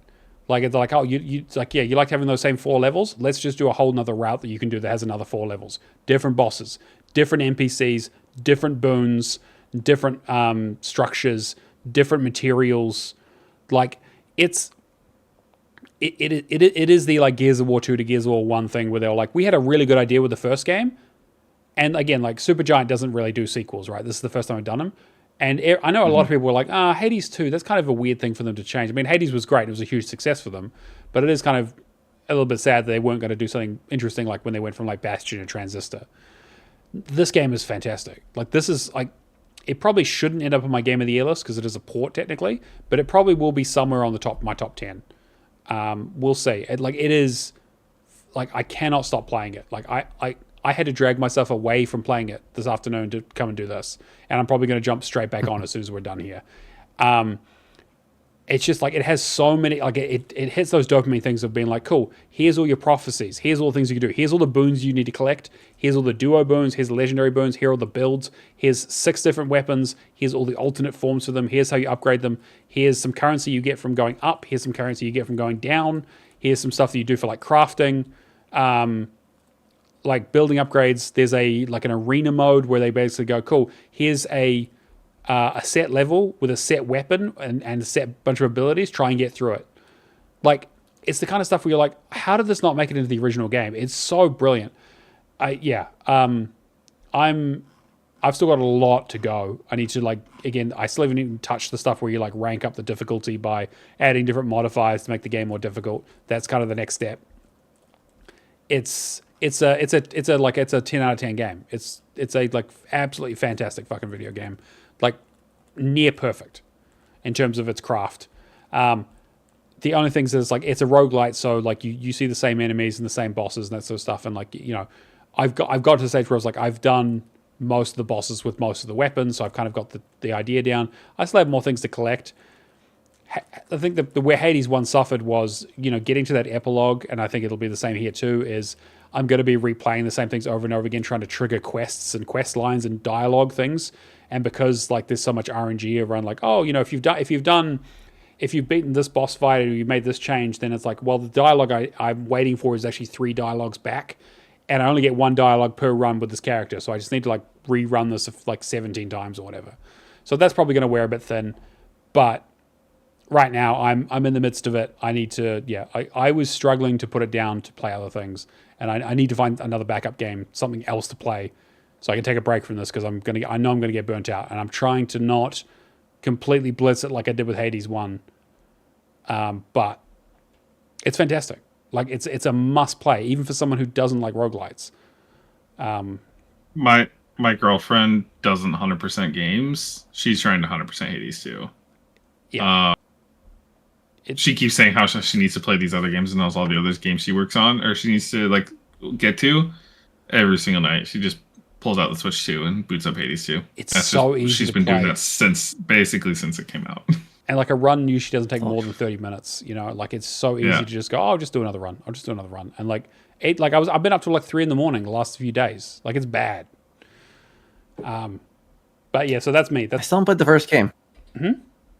You should. Played the first one. The first game is also great. Yeah, I would definitely play the first one first, because the second one will ruin the first game for you, unfortunately. Because they basically is it better or worse than Dandy Ace? Because that's the only kind of game of that I've played. I think it's slightly better than Dandy Ace. It is really funny because I was talking about like Sworn, you know, which is like the King Arthur version of this, which I was playing with the boys before this, and like enjoying it and being like, oh, it's been. I hadn't played Hades 1 for a while. I was like, oh, I could get into the Hades vibe and enjoy this. And I was like, this Sworn game is actually pretty good. Like, it's relatively simple, and there's only a few levels, and there's not a huge variety in the bosses, but I like the boons and the upgrades and stuff. And then I play Hades 2. I was like, no, actually, you know what? Swan was fine, but this is like the art and the music and the story and just like, fuck. Peak, yeah. Yeah. Well. But again, that's all I've been playing. Jake, what about you? Yeah, so I think last time I was on, I was just finishing up Chrono Trigger. Yes. I don't think I'd quite finish it. I was like on my second playthrough, almost done. That's now done. So I've fully finished Chrono Trigger, got all the achievements, got all the endings. I think the last time I was on, I said my piece about Chrono Trigger. I don't need to go into it again, but I still stand by what I said. I get why it is consistently high ranking, if not number 1, on many, many, many different greatest of all time lists. If anyone has the opportunity to play it, highly recommend it. Fantastic game. ESO is still ever present, because I do still want 2026 to be the year I can post that game in completion channels. I have slowed down quite a bit. I haven't done any questing in actually a couple of weeks. I've just been logging in to do my daily things quick and then getting out. And that's mostly because I have wanted to put all of my time back into my challenge where I'm trying to finish a game from every year. Because I'd also like to finish that in like God, I hope I can finish it by the end of the year. I don't have a ton left, and what I do have left isn't super duper long. I'm currently on my 2014 game, I believe. Yes, 2014 game. Which, speaking of Final Fantasy, is Lightning Returns Final Fantasy. I think did I freeze up for a second there? A little bit, yeah. We got you back though. Okay, yeah. So I'm currently playing Lightning Returns Final Fantasy 13, and Matt, you said you've done all the 13 games. Yes, I have. So, what did you think of 13.3? I think it's an interesting experiment that I did not enjoy. Okay. The fact that there is a time limit on an RPG is antithesis to my enjoyment. That was the time limit thing is weird. I don't mind it. I love fucking Pikmin. Sure. So I don't mind the time limit, especially because there's also a guide that is just like makes the time limit nearly irrelevant. Yeah. Because you can just you basically just follow the formula and you're good. Follow direction. If you can read directions. It's not the time limit's not a problem at all. There's even times where they say you can go ahead and skip the time now to this, and I literally just let the time go because I'm like, great, I have to sit here for 10 minutes to let the timer get down. That's comic book reading time. So I just have my tablet over here and I'm just reading and I'm checking. I'm like, it's been a great way to get some other content in. The game itself is yeah, like you said, it's a weird experiment. It's not like really any other JRPG I've ever played. So you play only. So here's the elevator pitch for Final Fantasy 13.3 for anyone who's unacclimated. The game takes place 1,000 years after the events of the first game. You still play the same character that you played in the first game. The character woke up 500 years after those, in the middle of that 1,000 years, from a 500-year stone-induced slumber, and now 500 years after, or 500 years have passed, she wakes up. The world has undergone an apocalyptic event where 90% of the population is gone, 10% of the population remains, and they've continued to exist for 500 years unaging because for some reason that apocalypse caused the remaining people to completely cease all of aging. What you're doing in the waking of your slumber is you've been sent on a mission by God to be the angel of death. And that is the elevator pitch of Final Fantasy 13.3. So already just batshit insane, like making zero sense. And then it doesn't help that the story itself continues to just not make any sense. It's unfortunately fallen victim to the kind of you can do things in any order problem. So the main story beats don't really build off of each other because they don't know when they happen. They're all incredibly isolated from each other. I haven't beat the game yet. I think I'm getting quite close to the end. Based on the guide I'm reading, at least I wouldn't know. Based on the game, because the game doesn't do a good job of making you feel like the story is moving along. I had a friend say they really liked 13.3. They're notorious for liking like black sheeps. I don't know if they're contrarian to be contrarian. I think they are contrarian to be contrarian, but they would never admit that. But he's like, yeah, no, I really liked 13.3. Like, I love how it brought everything together. And I'm like, and this was when I first started. So I was like, oh, okay, cool. There's going to be cool. Like, they're going to tie in everything, even though this takes place 1,000 years after the events of the first and second game, because the second game picks up like basically right after the first game. Mm-hmm. Yeah, I mean, to be fair, the second game does have time travel in it. It does have time travel in it, so things start to get a little bit. They do a little bit of fuck shit. They're already establishing a pattern for fuck shit. Yeah, and to be fair, like, because I enjoyed 13.2 quite a bit. I did too. Yeah, I think it's a more traditional game where it's like you have two main protagonists and like a one swapping out thing instead of a huge party of people I don't care about. And then the time travel stuff I kind of found interesting. But again, that like spoilers for 13.2, like minor spoilers, things do not end well in that game. Like the end of that game is basically the thing that kicks off 13 Part 3. Yes. But still takes place 1,000 years after. Exactly. But yeah, but then they're like, but also 1,000 years. But also 1,000 years have passed. Those games. And he's like, yeah, I love how it really like concludes the story. And I mean, again, I haven't beat it yet, so maybe it does. But I'm just like, now I'm like as far into it as I am, and I'm like, how is this going to conclude anything? Everything, nothing I've learned has like anything to do with the first two games. I can't tell you a practically. single Like, plot point from that game. I'll tell you right now. Like I could do a little bit of 13 Yeah. and 13-2. I'm like, what bows are they tying here? Like nothing that has happened like relates to the other games at all. It's all like just like cameos. It's just like, oh, here's a character from 13-2, and I'm interacting with them. And here's a character from 13-1, and I'm interacting with them. And like that's cool. But like, yeah, I'm not like tying loose ends. It doesn't feel like. So yeah, I'm not loving it. I don't. God, I don't want to call it a bad. I don't think it's a bad game. I think it's a really interesting game. And I love a batshit game too. Like I do love like a batshit story. But it's not. I would recommend it. Just doing 13 and 13-2. And if you really want to know how the story concludes, maybe looking up how 13-3 goes. Again, I haven't quite finished it yet, so maybe the ending will make me like warm and fuzzy and be like, oh, they did conclude the whole trilogy actually. And then aside from the story, the combat is, I don't love it honestly. It hasn't really clicked with me.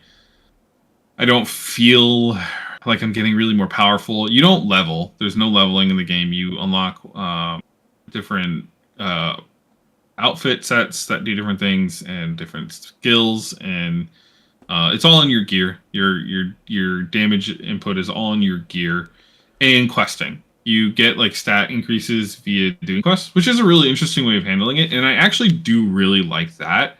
I feel like I could be progressing further. Like I feel like the increments could be larger. But it is cool. You finish a quest, and instead of like just your money and experience, the side quests give you like 100 more HP and 10 more strength and 10 more magic. And that, I think that's a really cool way of doing things. And then the main quests give you like a much bigger jump in your ability. So it's almost like a D&D campaign that does your leveling based on milestones instead of experience. Yeah, I guess because which they want to is cool. avoid you having to like feel like you had to grind, because there's not, again, because you're on a time limit, the grinding stuff doesn't really make as much sense. So they kind of work around that. It'd Yeah, be tough to do. it would be very tough. So props on that. It's a cool system. I like this system a lot. Again, I wish I was feeling the stat boosts a little more. Like I definitely go fight like an enemy from the first area, and I like can one shot him, and that's cool. But there are other fights where I'm just like, man, I feel like I've done it. It's like I feel like I've done everything. And when I've done everything, I should be powerful, but I feel like I'm still like, almost losing certain fights. Which like some people would like, because it's like, oh, there's the challenge there, but I don't know. I like getting more powerful in the games. I Power like fantasy. Yeah, I like doing everything in games because of the power increases it gives me. Yeah. And I'm not feeling that here. And then the combat itself is just weak, kind of. It's clunky, slow, and not super satisfying, I don't think. So that's all kind of to say, like, I don't know why I'm not playing ESO, and because I want to dump all of my time into this game, because it's not great. It's not egregiously bad, but You're committed. I'm committed now. I want to finish it. I want to get to my next games. I don't even want to call it. I think it's just weird. Like, it's not that it's bad. It's not that it's good. It's just a really weird freaking game. One of those rare kind of black sheeps of the Final Fantasy franchise. It's like that. Like it's. Well, 2, God, no, I that's the thing. I think 2's a great game. I love 2. I know. Like, I know it's also got a weird leveling system. Like, this reminds me of the feelings this game is giving me is similar to Type 0, unfortunately. Right. And Type 0 was bad. That is a Final Fantasy game that I'm like, this game sucks. This game is still substantially better than Type 0. But, yeah. Anyway, hopefully by the next time I'm on, I'm done with it. You do have to do 2 whole playthroughs. I haven't had a ton of time to dedicate to it. This weekend is the first time I've actually really been able to sit down and just chunk through it. So hopefully by next week or the week after. I've got some busy weekends coming up, unfortunately, so I don't know how much game time I'll have, but hoping to be done with it so I can move on to something else. But it's been great for my second monitor entertainment and reading comic books because there's a ton of downtime, and frankly, I don't care about the side quests at all. So you can skip the cutscenes, but I'm just letting the cutscenes roll as an excuse to just like look over and read my comic. So, and I finished an entire season of Better Call Saul while playing this game. Oh, there you so go. That's been great for that. You're net positive at the end of that. Exactly. I'm so time well spent still. And that's it for me. That's what I've been playing. Easy. All right. Well, we'll quickly do the word challenge. Everyone's favorite competition where Kirby comes up with a game. You go onto the Discord and you guess in the word challenge channel what that game is. You get 1 guess per hour, and if you get it right, you win a prize. We're up to week 4 here, so we've got the 4th clue. The first clue is Echo. Second clue was an unreal climb starting in China. Third is Amnesia, and the 4th is The Lady is in Charge. Oh, I think I might know what it is, maybe. All right, that's interesting. I'm going to put a guess in because I don't actually know the game, so I'm going to do a guess after this. But best of luck to everyone. Kirby, like when we start getting around to this time, week 5 is usually where you start getting the answers pretty quickly. But Kirby's kept this one secret from us, so we don't even know what it is. So best of luck. Go on the Discord, get your guesses in, and win some money. We also have the leaderboards. In 3rd place are Northern Lass with 10,700, Martell with 14,040, and a Grey Shark once again with 29,549. Unbelievable. Goodness. And then completions, we have Natolinator with Aegis Wing, Red Ninja Dan with Miraculous, Stubby finished up Sworn, Jasper the Ghost did Moonlighter, Bottle of Sharks finished all the Hidden Cats games, Rapture finished up Planet of Lana 2, I believe, Iku Ronikins did A Little to the Left, Mad Lefty did Ball Pit, Chin Doctor finished up Creatures of Ava, and Youngshan Adrian finished up Marathon, which is the first. I haven't seen anyone talking about that game in our community, so that's interesting. Mm-hmm. Yeah, I don't think anyone's talking about that game at all, honestly. Yeah. I'm really curious to see how that kind of shakes out. And I think that's pretty much going to bring us to the end of the show. It's a bit of a long one, which is great. Love having you guys on because I love getting these chats, and it's been a really interesting week for video games. Anything you guys want to shill, Shane? It's the usual. I stream every night. I have videos going up every day on YouTube, and all that can be, it's all pieced together or all together on firehawkd.com. Easy enough. Excellent. Jake, anything from you? Yeah, Shane streams every night, and it's all pieced together on YouTube, and you can find it all on firehawkd.com. Great. Thank you. Checks in the mail. And cha-ching. Hashtag ad. And I'm Neomaster on everything True Achievements, Xbox, and Discord, unless you are a really, really disruptive community member who sends messages to my friends and says horrible, horrible things. Don't do that. Listen, okay, I was really drunk that night. Just give me a break. Let me live it down one day. One time. Yeah. Guy gets drunk one time. A guy drinks one time and slips 7. It's, give me a break. Jeez. All right. Well, that's going to wrap up episode 210. Thank you to our wonderful co-hosts for joining us, our wonderful audience and patrons for supporting the show, and a huge shout out to Char for doing the wonderful thumbnails each week. Check us out on YouTube or your podcast platform of choice if you want to catch the VODs or the audio version. We'll catch you guys next week. See you later.